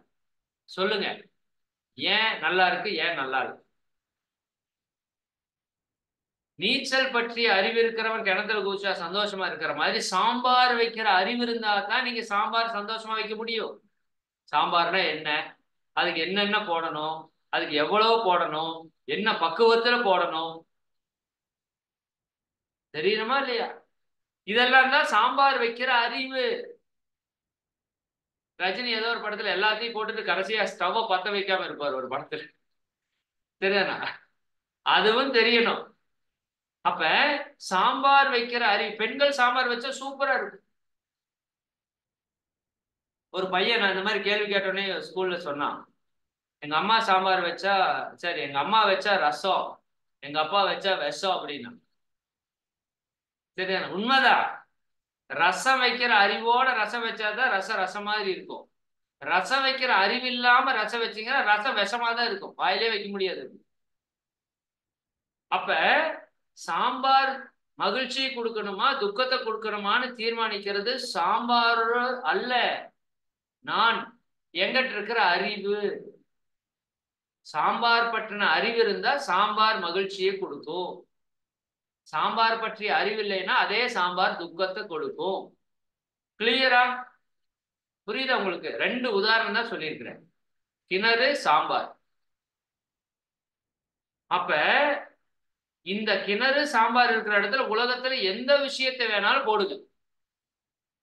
எந்த விஷயத்தை வேணா போடுது.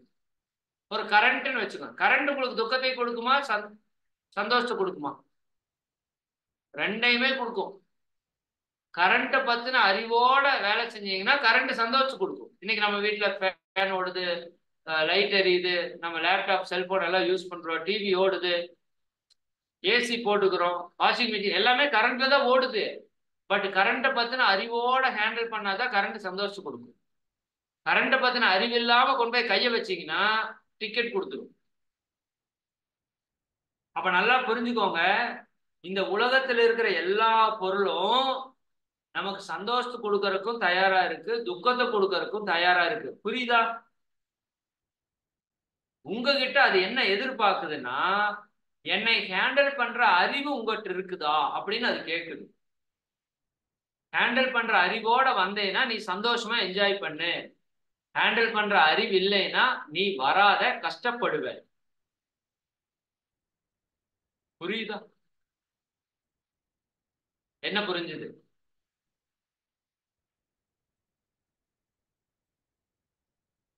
ரொம்ப ஆழமான விஷயத்த சொல்லியிருக்கிறேன். இதுக்கு ஒரு ஃபார்முலா சொல்றேன், எழுதிக்கிறீங்களா? எதை பற்றிய அறிவு நமக்கு தெளிவாக இருக்கிறதோ அது நமக்கு இன்பத்தை கொடுக்கும். இதுதான் ஃபார்முலா. எதை பற்றிய அறிவு நமக்கு தெளிவாக இல்லையோ அது நமக்கு துன்பத்தை கொடுக்கும். இவ்வளவுதாங்க ஃபார்முலா. எனக்கு தெரிஞ்ச மொத்த லைஃபுக்கான ஃபார்முலா இதுதான். அதனாலதான் திருக்குறள் என்ன சொல்றாரு தெரியுமா வள்ளுவர்? அறிவு அற்றம் காக்கும் கருவி. அம்மா வீடியோ கிளியரா தானே இருக்கு? ஓகே. ஆமாங்க ஐயா, கிளியரா இருக்கு. ஓகே, நன்றி. அறிவு அற்றம் காக்கும் கருவி என்று சொல்கிறார்.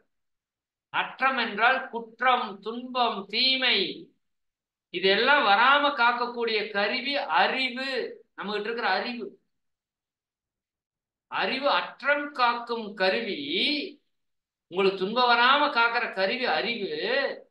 அது செருவார்க்கும் சேர்ந்தளிக்கலாக அரண்.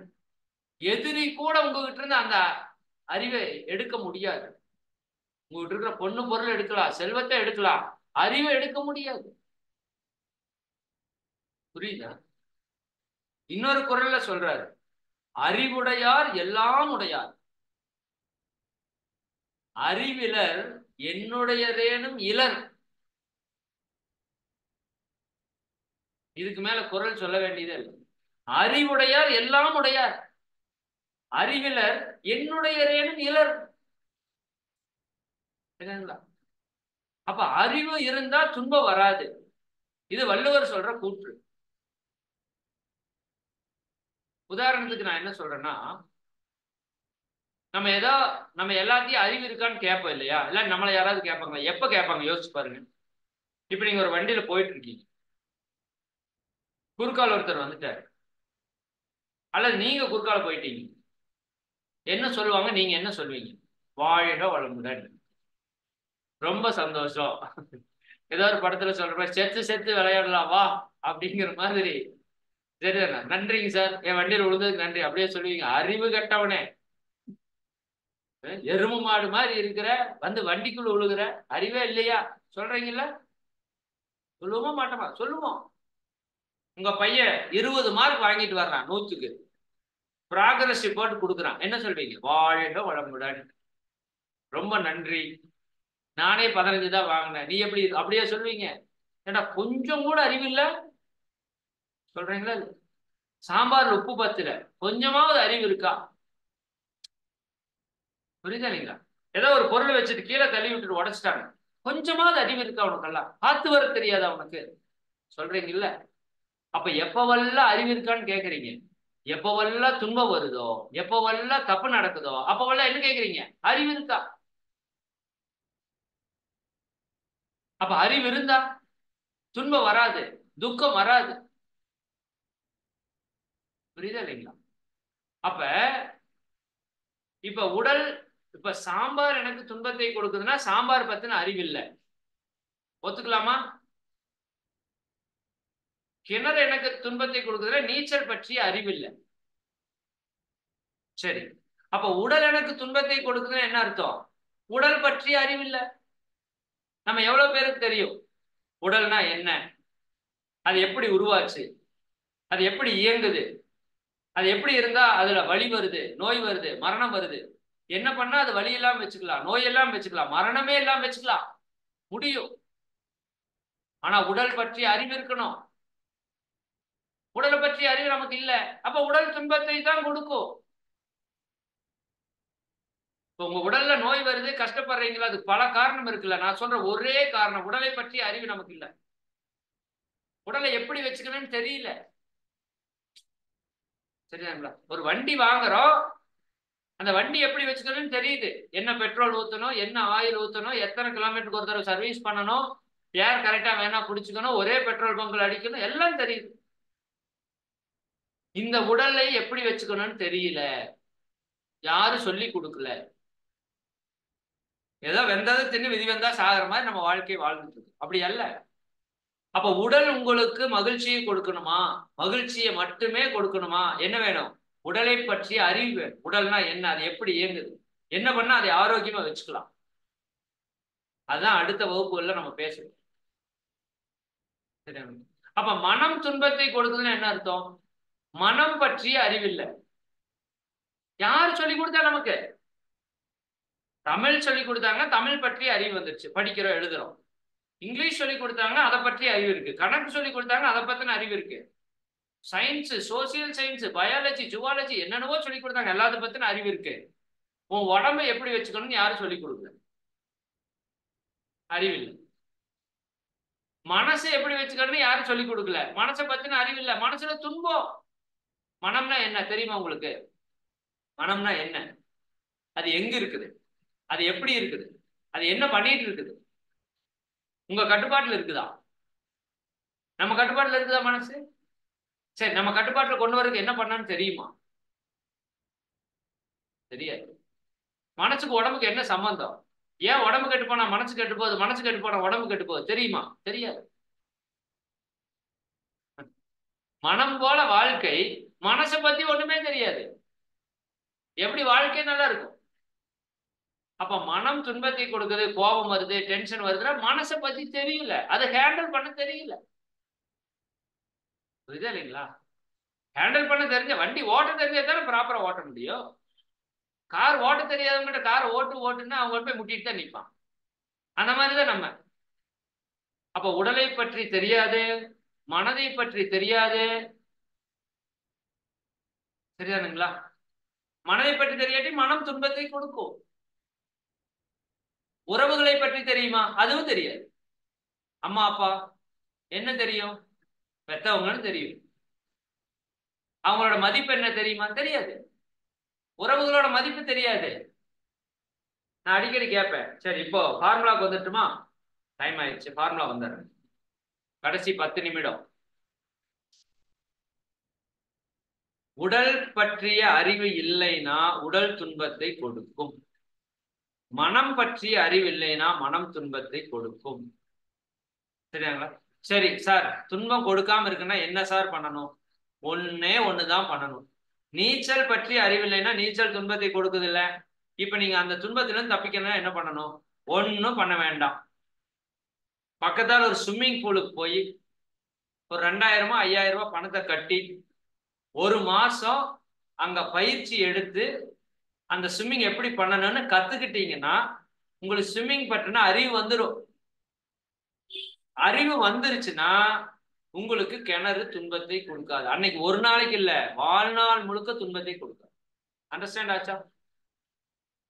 அதனாலதான் கல்வி அப்படிங்கிறதுக்கு ஏன் இவ்வளவு முக்கியத்துவம், ஏன் நம்ம குழந்தைகளை 20 வருஷம் கஷ்டப்பட்டு படிக்க வைக்கிறோம், வாழ்நாள்ல பெரும்பகுதி படிக்க வைக்கிறோம் அப்படின்னா அறிவை பெருக்கிக் கொள்வதற்காக. இது ஒரு கல்வி. இப்ப நம்ம இருக்கிறது, நீங்க இருக்கிறது ஒரு ஆன்மீக கல்வியில இணைஞ்சிருக்கீங்க, ஒரு வாழ்க்கை கல்வியில இணைஞ்சிருக்கீங்க, ஒரு யோக கல்வியில இணைஞ்சிருக்கீங்க, ஒரு ஞான கல்வியில இணைந்திருக்கிறீங்க. புரியுதா? இது ஒரு மிகப்பெரிய ஒரு பொக்கிஷம். தொட்டனைத்து ஊரும் மணற்கேணி மாந்தர்க்கு கற்றனைத்து ஊரும் அறிவு. இந்த மணற்கேணியில தண்ணி எடுக்க அப்படியே வந்துட்டே இருக்கு. அப்படி நீ கற்றுக்கொள்ள கற்றுக்கொள்ள அறிவு பெருகணும். சரிங்களா? அதுக்குதான் கல்வி. ஆனா இன்னைக்கு கல்வி பொருள் சம்பாதிக்கிற அறிவு மட்டும்தான் கொடுக்குது, உடலை நல்லா வச்சுக்கிற அறிவு கொடுக்கல. டாக்டருக்கே ஹார்ட் அட்டாக் வந்து செத்து போயிடுறாரு. மனசை நல்லா வச்சுக்கிற அறிவு கொடுக்கல. எந்த சப்ஜெக்ட்ல பாடத்திட்டத்தில் இருக்கு? உடம்பு எப்படி நல்லா வச்சுக்கலாம், மனசை எப்படி நல்லா வச்சுக்கலாம், குடும்பத்தை எப்படி நல்லா வச்சுக்கலாம்? கிடையாது. இப்ப நம்ம கத்துக்கிட்டு இருக்கிற கல்வி ஒன்லி பொருள் கல்வி, அருள் கல்வி இல்ல. அதுக்கு நான் பொருள் கல்வி குறையா சொல்ல, பொருள் கல்வி வேண்டும், கூடவே அருள் கல்வியும் வேண்டும். இன்னைக்கு நம்ம கத்துக்கிட்டு இருக்கிறது 50% கல்வி தான் கத்துட்டு இருக்கிறோம். அதான் வாழ்க்கையில இவ்வளவு துன்பம். ஆனா நம்ம முன்னோர்கள் பொருள் கல்வியும் சொல்லி கொடுத்தாங்க, அருள் கல்வியும் சொல்லி கொடுத்தாங்க, தொழில் கல்வியும் சொல்லி கொடுத்தாங்க, வாழ்க்கை கல்வியும் சொல்லி கொடுத்தாங்க. 2 கல்வி இணைஞ்ச போது அற்புதமா இருந்தது வாழ்க்கை. உடல் நல்லா இருந்தது, மனம் நல்லா இருந்தது, உறவுகள் நல்லா இருந்தது, இயற்கையை நல்லா வச்சுக்கிட்டோம், சமுதாயத்தை நல்லா இருந்தது, யாரும் எதையும் கெடுக்கல, வாழ்க்கை நல்லா இருந்தது. ஆனா இன்னைக்கு வாழ்க்கை கல்வி இல்ல, யோக கல்வி, ஆன்மீக கல்வி இல்ல. அதனாலதான் இவ்வளவு துன்பம் இன்னைக்கு சமுதாயத்துல. சரிதானுங்களா? இந்த ஒற்றை கல்வி உங்களுக்கான வாழ்க்கைக்கான அத்தனை அறிவையும் கொடுத்துரும். அப்படித்தான் மகரிஷி இதை டிசைன் பண்ணியிருக்காங்க. புரியுதுங்களா? அப்ப எப்படி நீச்சல் பற்றிய அறிவு வந்துருச்சுன்னா உங்களுக்கு கிணறு துன்பத்தை கொடுக்காதோ, அப்படி உடல் பற்றிய அறிவு வரணும். அதுக்கு தான் நாங்க இந்த கிளாஸ் எடுக்கிறோம். இந்த கிளாஸ்ல என்ன சொல்லி கொடுக்குறோம்? உங்க உடம்புனா என்ன, அக்கு வேற ஆணி வேற பிரிச்சு வச்சிரும். அதுல ஏன் நோய் வருது, என்ன பண்ணா நோய் இல்லாம இருக்கலாம், எப்படி ஆரோக்கியமா இருக்கலாம், எல்லாம் தெளிவா சொல்லி கொடுத்துருவோம். அப்புறம் என்ன பிரச்சனை உங்களுக்கு? சாகர வரைக்கும் ஆஸ்பத்திரி போக வேண்டும், இவ்வளவுதான் நோக்கம். நம்மளோட நோக்கம் உலகத்துல ஆஸ்பத்திரியே இருக்கக்கூடாது, ஹாஸ்பிட்டலே இருக்கக்கூடாது, உலகத்துல போலீஸ் ஸ்டேஷனே இருக்கக்கூடாது, உலகத்துல கோர்ட்டே இருக்கக்கூடாது. சரிதானுங்களா? இதெல்லாம் யோசிச்சு பாருங்க. இப்படி இருக்க முடியுமா? நிச்சயமா இருக்க முடியும். எல்லாரும் யோகா தியானம் கரெக்டா பண்ணா எதுக்கு போலீஸ் ஸ்டேஷனு, எதுக்கு கோர்ட்டு, எதுக்கு ஹாஸ்பிட்டலு? இன்னைக்கு பாருங்க, ஆஸ்பத்திரி எத்தனை அலை மோதுது, கூட்டம் அலை மோதுது. புரியுதா இல்லைங்களா? கோவில்ல கூட்டம் அலை மோதுது. பக்தி வந்துருச்சுன்னு நினைச்சுக்காதீங்க, கஷ்டம், பிரச்சனை ஜாஸ்தி ஆயிடுச்சு நமக்கு. மனிதனுக்கு பிரச்சனை இல்லை என்றால் இறைவனுக்கு அர்ச்சனை இல்லைன்னு ஒரு லாரியில பின்னாடி எழுதியிருந்தாங்க. மனிதனுக்கு பிரச்சனை இல்லை என்றால் கடவுளுக்கு அர்ச்சனை இல்லைன்னு. உண்மைதான். சரிங்களா? சரி, அப்போ அதை விட்டுருங்க. இப்ப என்ன வேணும்? ஃபைனலா எதுக்கு வந்துட்டோம் நம்ம? அறிவு. அப்ப எனக்கு உடல் ஆரோக்கியமா இருக்கணும், உடல் எனக்கு சந்தோஷம் கொடுக்கணும்னா உடலை பற்றிய அறிவு உங்களுக்கு வேணும். மனம் எனக்கு சந்தோஷம் கொடுக்கணும்னா மனதை பற்றிய அறிவு வேணும். அது எப்படி ஹேண்டில் பண்ணுங்கிறது தெரியணும். ஹேண்டில் பண்ற மாதிரி ஹேண்டில் பண்ணா ஈஸி. சரிதானுங்களா? சரி, இப்ப நான் எல்லாத்துக்கிட்டையும் டைரக்டா ஒரு கேள்வி கேட்கிறேன், பதில் சொல்லுங்க. இப்ப நம்மளோட வாழ்க்கை துணை கணவரோ மனைவியோ நமக்கு துன்பத்தை கொடுக்குறாங்கன்னா என்ன அர்த்தம்? இப்பதான் சார் பாயிண்ட்டுக்கே வந்திருக்கீங்க. அந்த பிரச்சனையால நான் இந்த கிளாஸ்க்கே சேர்ந்தேன் அப்படின்னு நிறைய பேர் சொல்றீங்க, எனக்கு தெரியுது. நீங்க நினைக்கிறதெல்லாம் எனக்கு எஸ்எம்எஸ்ஸா வந்துடும். சரியா? சரி, இப்ப உங்களுக்கு கணவரோ உங்க மனைவியோ உங்களுக்கு துன்பத்தை கொடுக்குறாங்கன்னா நாம் என்ன நினைக்கிறோம்னா அவங்களுக்கு அறிவில்லைன்னு நினைக்கிறோம். அதுதான் தப்பு. இவ்வளவு நேரம் சொன்ன ஃபார்முலா என்ன? எதை பற்றிய அறிவு எனக்கு இல்லையோ அது எனக்கு துன்பத்தை கொடுக்கும். புரியுதா? அப்ப எதை பற்றிய அறிவு எனக்கு இருக்கிறதோ அது எனக்கு இன்பத்தை கொடுக்கும். மிளகா பொடி காரமா தாங்க இருக்கும். சரியா? அது எப்படி ஹேண்டில் பண்ணணும்னு அறிவு உங்களுக்கு இருக்கணும். அப்பதான் எடுத்து கரெக்டா கையில படாம ஸ்பூன்ல எடுத்து சாம்பாருக்குள்ள போட்டுட்டு விட்டுருவீங்க. மாறாதி கையில தொட்டு கடல் இழுக்குனீங்கன்னா அது மிளகா பொடியோட தப்பு இல்ல, உங்க தப்பு. மிளகா பொடி எப்படி ஹேண்டில் பண்ணணும்னு எனக்கு தெரியல, போய் கையை வச்சு கண்ணில் அப்பிட்டேன். இது மிளகா பொடியோட தப்பு அல்ல, என்னோட தப்பு. அப்ப என்னுடைய கணவர் எனக்கு துன்பத்தை கொடுக்கிறார், என்னோட மனைவி எனக்கு துன்பத்தை கொடுக்குறாங்க அப்படின்னா உங்கள் கணவரை பற்றிய உங்கள் மனைவியை பற்றிய அறிவு உங்களுக்கு இல்லையே தவிர உங்கள் கணவன் மனைவிக்கு அறிவில்லை என்று அர்த்தம் இல்லை. சரிங்களா? அப்ப அவர்களை பற்றிய அறிவை பெருக்கிக் கொள்ளணும். ஒரு நாய் கிடக்குதுங்க, ஒரு படுத்துட்டு இருக்கு, போய் கால் கொண்டு போய் வால் மேல நறுக்குன்னு வச்சீங்கன்னா வவ்வுன்னு தான் பிடிக்கும். புரியுதுங்களா? அதே அந்த நாயை போய் ஒரு பிஸ்கட்டை போட்டு இப்படி தடவி கொடுத்தீங்கன்னா உங்களை வாலாட்டிட்டு வரும். ஒரு நாயை ஹேண்டில் பண்ணோம்னா கூட அறிவு வேண்டும். சரிங்களா? அப்ப நம்ம வாழ்க்கையே நீங்க ஹேண்டில் பண்ணணும்னா அறிவு வேண்டும். இப்ப மொத்தமா நான் சொல்லி முடிச்சேன். வாழ்க்கை துன்பத்தை கொடுக்குது சார், அது உடல்லையோ மனதிலேயோ உறவுலையோ பொருள்லையோ சமுதாயத்திலேயோ ஏதாவது ஒண்ணு துன்பம், பணத்திலேயோ ஏதாவது ஒண்ணு அப்படின்னா ஒரே ஒரு வார்த்தை, வாழ்க்கையை பற்றிய அறிவு நமக்கு இல்லை. ஒத்துக்கணும். என்ன சார் அறிவில்லை அறிவில்லைன்னு சொல்லிட்டே இருக்கீங்க? உண்மைதான் சார். உங்களுக்கு எல்லாத்த பத்தின அறிவு இருக்கு, உங்களை பத்தின அறிவு இல்லை. தன்னை அறிய தனக்கு ஒரு கேடு இல்லை. என்னோட வாழ்க்கையை பற்றி அறிவில்லை. நான் யாரு, எங்கிருந்து வந்தேன், எதுக்கு வந்தேன், எங்க போகணும், என்ன பண்ணணும், என்ன பண்ணக்கூடாது தெரியாது. ஏதோ செம்மறியாட்டு கூட்டம் மாதிரி எல்லாரும் பிறக்கிறேன் நானும் பிறக்கிறேன், எல்லாரும் வாழ்றேன் நானும் வாழ்றேன், எல்லாரும் சம்பாதிக்கிறேன் நானும் சம்பாதிக்கிறேன், எல்லாரும் கல்யாணம் பண்றேன் நானும் கல்யாணம் பண்றேன், எல்லாரும் நோயும் செத்துப்பேன் நான் நோயும் செத்துப்பேன். இதுக்கு இல்ல வாழ்க்கை.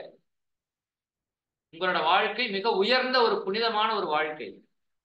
அதை நீங்க சந்தோஷமா அனுபவிச்சு வாழ்றதுக்கு வந்திருக்கீங்க. அதற்கு என்ன வேணும்னு மகிழ்ச்சி சொல்றாங்கன்னா, அறிவு வேண்டும். இந்த சமுதாயத்துல என்ன இல்லை? அறிவு இல்லை, அறியாமை இருக்கிறது. அப்ப அந்த அறியாமையை போக்குறவங்க தான் குரு. அதனாலதான் வேதாத்திரி மகரிஷியோட மையங்களுக்கெல்லாம் என்ன பேர் வச்சிருக்காரு தெரியுங்களா? அறிவு திருக்கோவில்னு வச்சிருக்காரு. இது வரைக்கும் உலகத்துல எங்கேயுமே இந்த பேரை நீங்க கேள்விப்பட்டிருக்க முடியாது. Temple of consciousness. விவேகானந்தர் சொல்றாரு அவர் காலத்துல, இன் ஃபியூச்சர்ல வந்து அறிவுக்கு ஒருத்தர் கோவில் கட்டுவார் அப்படின்னு எழுதியிருக்காரு விவேகானந்தர். அப்ப மகரிஷி என்ன சொல்றாரு? இந்த மக்களுக்கு எல்லாமே இருக்குங்க, வாழ்றதுக்கான அறிவு மட்டும் இல்லை. உடலை நல்லா வச்சுக்கிறதுக்கு அறிவு இல்லை, மனசை நல்லா வச்சுக்கிறதுக்கு யாரும் சொல்லி கொடுக்கல, அதை பத்தின அறிவு இல்லை, உறவுகளை நல்லா வச்சுக்கிறதுக்கு அறிவு யாரும் சொல்லி கொடுக்கல. கல்யாணம் பண்ணி வைக்கிறோமே தவிர கணவன் மனைவிட்ட மனைவி கணவன்ட்ட எப்படி நடந்துக்கன்னு நம்ம யாரும் டீச் பண்றது இல்லை. அதனால இத்தனை பிரச்சனை. அப்ப இது வந்து இந்த ஒரு 6 மாசம் நம்ம என்ன கத்துக்க போறோம்னா, மொத்த அறிவையும் கற்றுக்கொள்ள போறோம். நம்மை பற்றி, நம்ம குடும்பத்தை பற்றி, உடல் பற்றி, மனம் பற்றி, உயிர் பற்றி, ஆன்மாவை பற்றி, இன்னும் இந்த சமுதாயத்தை பற்றி, இயற்கையை பற்றி, பிரபஞ்சத்தை பற்றி, இறைவனை பற்றி. போதுமா? இறைவன்ல இருந்து மனிதன் வரைக்கும் எல்லா அறிவையும் நம்ம பெற்றுட்டோம்னா உங்களை யாராவது துன்பப்படுத்த முடியுமா? இவ்வளவுதாங்க கேள்வி. சரியா? சரி, அப்ப அந்த அறிவை நாம முழுமையாக பெற இருக்கிறோம். அந்த வகுப்பு தான் இந்த 6 மாசத்துக்கு நடக்க போற வகுப்பு. சரிங்களா? சரி, இப்ப உங்களுக்கு சில அறிவிப்புகள் சொல்லி நான் நிறைவு செய்யறேன் காலம் கருதி. இந்த மொத்த வகுப்புல இப்ப நான் சொன்ன அத்தனை பற்றிய அறிவு வந்துடும். உடல் ஆரோக்கியம் இருந்தா சந்தோஷமா இருக்க முடியும். உடல் ஆரோக்கியத்தை பற்றி அறிவு சொல்லி கொடுத்துரும். மன அமைதிக்கான அறிவு, குடும்ப அமைதிக்கான அறிவு, பொருளாதாரத்துக்கான அறிவு, நட்பு நலத்துக்கான அறிவு, உயிரை வளமா வைத்துக் கொள்வதற்கான அறிவு, சரியான சமுதாயத்தை நல்லா வச்சுக்கிற அறிவு, இயற்கையை நல்லா வச்சுக்கிற அறிவு, புண்ணியத்தை பெருக்கிற அறிவு, எல்லா அறிவும் வந்துருச்சு. இனி உங்க வாழ்க்கையில துன்பமே கிடையாது. அறிவுனா சும்மா சொல்லி தர்றது, பேசிட்டு இருக்கிறது மட்டும் இல்ல, பிராக்டிஸ், பயிற்சி. அடுத்தடுத்து உங்களுக்கு அதுக்கான பயிற்சியும் கொடுத்துருவோம். அதற்கான யோக பயிற்சிகள், மிக எளிய யோக பயிற்சிகள், தியான பயிற்சிகள், சரிதான, காயகல்பம் சொல்லக்கூடிய சித்தர்கள் கலை, இப்படி பல்வேறு விதமான பயிற்சிகள் எல்லாமே உங்களுக்கு இந்த வகுப்புல கற்றுக் கொடுக்க இருக்கிறோம். அதனால நீங்க அனைவரும் முழுமையா கலந்து முழு பலனை பெறணும். இதனுடைய நிறைவு நாள்ல நீங்க கண்டினியூவா வந்தவங்களுக்கு ஒரு சர்டிபிகேட் கொடுத்துருவோம். சரிங்களா? அது நீங்க எப்ப வேணா வச்சு பயன்படுத்திக்கலாம். இதெல்லாம் இந்த வகுப்பினுடைய முக்கியமான விவரங்கள். சரி, இப்போ உங்க எல்லாரையும் வாழ்த்தி நாம நிறைவு செய்ய போறோம். எல்லாரும் கண்களை மூடிக்கோங்க. இன்றைய நிகழ்விலே கலந்து கொண்டுள்ள நீங்களும் உங்கள் அன்பு குடும்பத்தினர்கள் அனைவரும் எல்லாம் வல்ல அருட்பேர் ஆற்றலினுடைய கருணையினால் உடல் நலம், நீலாயுள், நிறை செல்வம், உயர் புகழ், மெய்ஞானம் ஓங்கி, இறை உணர்வு, அறநெறி, கல்வி, தனம், தானியம், இளமை, வலிவு, துணிவு, நன்மக்கட்பேறு, அறிவுயர்ந்தோர் நட்பு, அன்புடைமை, அகத்தவம், அழகு, புகழ், மனித மதிப்புணர்ந்து ஒழுகும் பண்பு, பொறையுடைமை எனும் பேறு 16 பெற்று பெருவாழ்வு வாழ்க. வாழ்க வளமுடன், வாழ்க வளமுடன், வாழ்க வளமுடன், வாழ்க வாழ்க வளமுடன். சரி அன்பர்களே, மிக்க மகிழ்ச்சி. சில முக்கிய அறிவிப்புகள் மட்டும். மணி கரெக்டா 12 ஆச்சு. அடுத்த பேட்ச் அன்பர்கள் இணைஞ்சிட்டாங்க. அந்த பேட்ச்ல இருக்கிறவங்க ஒரு 2 நிமிஷம் பொறுத்துக்கோங்க. இந்த புதிய ஆனந்த யோக பயிற்சி அன்பர்களுக்கு ஒரு 2 நிமிஷம் நான் சில அறிவிப்பு மட்டும் கொடுத்துட்றேன். அதுக்கப்புறம் நம்ம நிகழ்ச்சி தொடங்கிக்கலாம். முக்கியமான முதல் அறிவிப்பு, அடுத்த வகுப்பு செவ்வாய்க்கிழமை இருக்கும். செவ்வாய்க்கிழமை வகுப்பு 10:15 துவங்கும். மனசுல வச்சுக்கோங்க. செவ்வாய்க்கிழமை வகுப்பு 10:30 இல்ல, 10:15 துவங்கி விடும். அந்த அன்னைக்கு ஏன் சார் 10:15 வைக்கிறீங்கன்னா, எங்களுக்கு 12 மணிக்கு இன்னொரு வகுப்பு இருக்கு. இப்ப 2 வகுப்பு இணையிறப்ப இப்ப இதுல 500 பேர் வர்றீங்க. அந்த வகுப்புல வர்றவங்க உள்ள வர முடியல, டிஸ்டர்ப் ஆகுது. சரி, அதனால நம்ம என்ன பண்ணிருக்கிறோம், 10:30 மணிக்கு தொடங்குதுன்னு சொன்ன இந்த வகுப்பை ஒரு 1/4 மணி நேரம் முன்னாடி தள்ளி வச்சிருக்கிறோம். சார் அவங்க வகுப்பு பின்னாடி தள்ளி வைக்கலாமே அப்படின்னா, அவங்களுக்கு முதல்ல 12ல இருந்து 1:30 வரைக்கும் போகுது. அப்ப 1:45 வரைக்கும் போயிடும், அவங்களுக்கு ரொம்ப கஷ்டமாயிடும். அதனால நாம ஒரு 15 நிமிஷம் முன்னாடி வரணும். செவ்வாய்க்கிழமை, இன்னைக்கு தேதி 4, 5 ஞாயிறு, 6 திங்கள், 7 செவ்வாய்க்கிழமை நம்ம வகுப்பு 10:15 துவங்கும். புதிய ஆனந்த யோக பயிற்சி 3வது வகுப்பு. அன்றைய தினம் ஒரு சக்தி மிக்க தியானத்தை உங்களுக்கு சொல்லிக் கொடுக்க போறோம். Very powerful meditation. அந்த அன்னைக்கு வந்த உடனேயும் 10:15 ஒரு தியானம் தான் தொடங்குவோம், சொல்லிக் கொடுப்போம். அந்த தியானத்தை நீங்க எப்படி பண்ணணும், அந்த தியானம் பண்ணா என்னவெல்லாம் பெனிஃபிட் அப்படிங்கிறத முதல்லயே சொல்லிடுவோம். அதை தொடர்ந்து நம்ம வாழ்க்கையில இந்த கர்ம வினைகள் அப்படின்னு சொல்லுவோம், பாவ புண்ணிய வினைகள், அதை பற்றி ஒரு மிகப்பெரிய ரகசியத்தை அந்த 3வது வகுப்புல உங்களுக்கு சொல்ல போறோம். சரியாங்களா? அதனால அன்பர்கள் அனைவரும் செவ்வாய்க்கிழமை கரெக்டா 10 மணிக்கு உங்களோட குரூப்ல அந்த லிங்க் வந்துடும். இனிமேல் வந்து எப்பவுமே உங்க குரூப்ல இந்த ISM யோகா மே 2 துவக்கம்னு போட்டிருக்கிற குரூப்ல, சரியாங்களா, 10 குரூப்ல நீங்க ஏதோ ஒரு குரூப்ல இருக்கணும். அந்த குரூப்ல இருந்தா மட்டும்தான் உங்களுக்கு மெசேஜ் ப்ராப்பரா கிடைக்கும். சார் நான் இறை சாதனைமார் குரூப்ல இருக்கிறேன்னு சொன்னா ப்ராப்பரா மெசேஜ் கிடைக்காது. இன்னைக்கு எந்த குரூப்லயும் போட்டிருக்க மாட்டோம், ஜஸ்ட் அந்த 10 குரூப்ல மட்டும்தான் போட்டிருக்கோம். 10 வாட்ஸ்அப் குரூப் வச்சிருக்கிறோம், 10,000 பேர் சேரலாம். இப்போ வரைக்கும் ஒரு 5,000 பேர் சேர்ந்துக்கிறாங்க, இன்னும் 5,000 பேர் சேரலாம். சரிங்களா? சார் நாங்கள் எப்படி அந்த குரூப்ல சேர்றது அப்படின்னா ஒன்றும் இல்லை, நான் போன வகுப்புலேயே சொன்னேன். என்னோட ஃபோன் நம்பர் 9944419909, 9944419909. இந்த நம்பருக்கு ஒரு வாட்ஸ்அப் மெசேஜ் கொடுத்தீங்கன்னா, இந்த நம்பர் உங்க போன்ல சேவ் பண்ணிட்டு ஒரு வாட்ஸ்அப் மெசேஜ் அனுப்புனீங்கன்னா, ஹாய்னோ வாழ்வோ வளமோ ஏதோ ஒன்று அனுப்புனீங்கன்னா ரிப்ளை ஒரு மெசேஜ் வரும். அதுல இந்த 10 குரூப்ல ஒரு குரூப்ல சேர்றதுக்கு லிங்க் வரும், அதை தொட்டு நீங்க ஜாயின் பண்ணிக்கலாம். இவ்வளவுதான் சிம்பிள். அந்த குரூப்ல சேர்ந்துட்டா போதும், அதுல ப்ராப்பரா அந்த குரூப்பை மட்டும் நீங்க ஃபாலோ பண்ணிட்டு வாங்க. இந்த பயிற்சிக்கு கரெக்டா 10 மணிக்கு அந்த லிங்க் போடுவாங்க, 10:15 வகுப்பு ஆரம்பிக்கும், 11:45 வகுப்பு முடிஞ்சிடும். கிளியரா புரிஞ்சுதுங்களா? அப்ப அடுத்த வகுப்புல நீங்க எல்லாரும் வந்துருங்க. இந்த குரூப்போட லிங்கை 10 குரூப்போட லிங்க் அந்த 10 குரூப்ல டெய்லி ஷேர் பண்றோம். இன்னொரு 4-5 நாளைக்கு நீங்க அது யாருக்கு வேணா அனுப்பிச்சு எல்லாரையும் சேர்க்கறதுக்கு முயற்சி பண்ணுங்க. சரிங்களா? ரொம்ப ரொம்ப இம்பார்ட்டன்டான ஒரு விஷயம். இன்னொரு 2 வகுப்புக்கு அன்பர்கள் சேரலாம், அதற்கப்புறம் அட்மிஷன் கிடையாது. சரியா? நிறைவு பண்ணிக்கலாமா? மிக்க மகிழ்ச்சி, அனைவருக்கும் நன்றி, வாழ்க வளமுடன். இப்ப அந்த புதிய ஆனந்த யோக பயிற்சியில இணைஞ்சிருக்கிறவங்க நீங்க மீட்டிங்ல இருந்து லீவ் கொடுத்து நிறைவு பண்ணிக்கோங்க. ஒரு சிலருக்கு ஜூம்ல இணைய தெரியல, வாய்ஸ் வரலைங்கிறவங்க யூடியூப்ல இணைய சொல்லியிருக்கிறோம். அப்படி யூடியூப்ல அவங்க வந்து ஜாயின் பண்ணிக்குவாங்க. சரி, யூடியூப்ல கேட்டீங்கன்னா அந்த சவுண்ட் வரல, அந்த பிரச்சனை எல்லாம் இருக்காது. அந்த லிங்க்ல நீங்க ஆட்டோமேட்டிக்கா எல்லாமே கேட்டுங்க. சரிங்களா? மிக்க மகிழ்ச்சி, அனைவருக்கும் நன்றி. நம்ம இந்த முதல் நிகழ்வை நிறைவு செய்து அடுத்த நிகழ்வு அம்மா நம்ம துவங்கலாம். மிக்க நன்றி ஐயா, வாழ்க வளமுடன். ஐயா, இதுவரையில வந்து ஆனந்த யோக பயிற்சியில மகிழ்ச்சியாக வாழ்வதற்கு என்ன தேவை அப்படின்னு 10 கருத்துக்களை ரொம்ப தெளிவா விளக்கி இருந்தீங்க ஐயா. 10 கருத்துக்களை மிகவும் தெளிவா விளக்கிய ஐயா அவர்களை அனைவருமே நன்றியுணர்வோடு வாழ்த்திடுவோம். இறையாசிரியர் இறைமதன் ஐயா அவர்கள் வாழ்க வளமுடன். இறையாசிரியர் இறைமதன் ஐயா அவர்கள் வாழ்க வளமுடன். இறையாசிரியர் இறைமதன் ஐயா அவர்களும் அவர்களின் அன்பு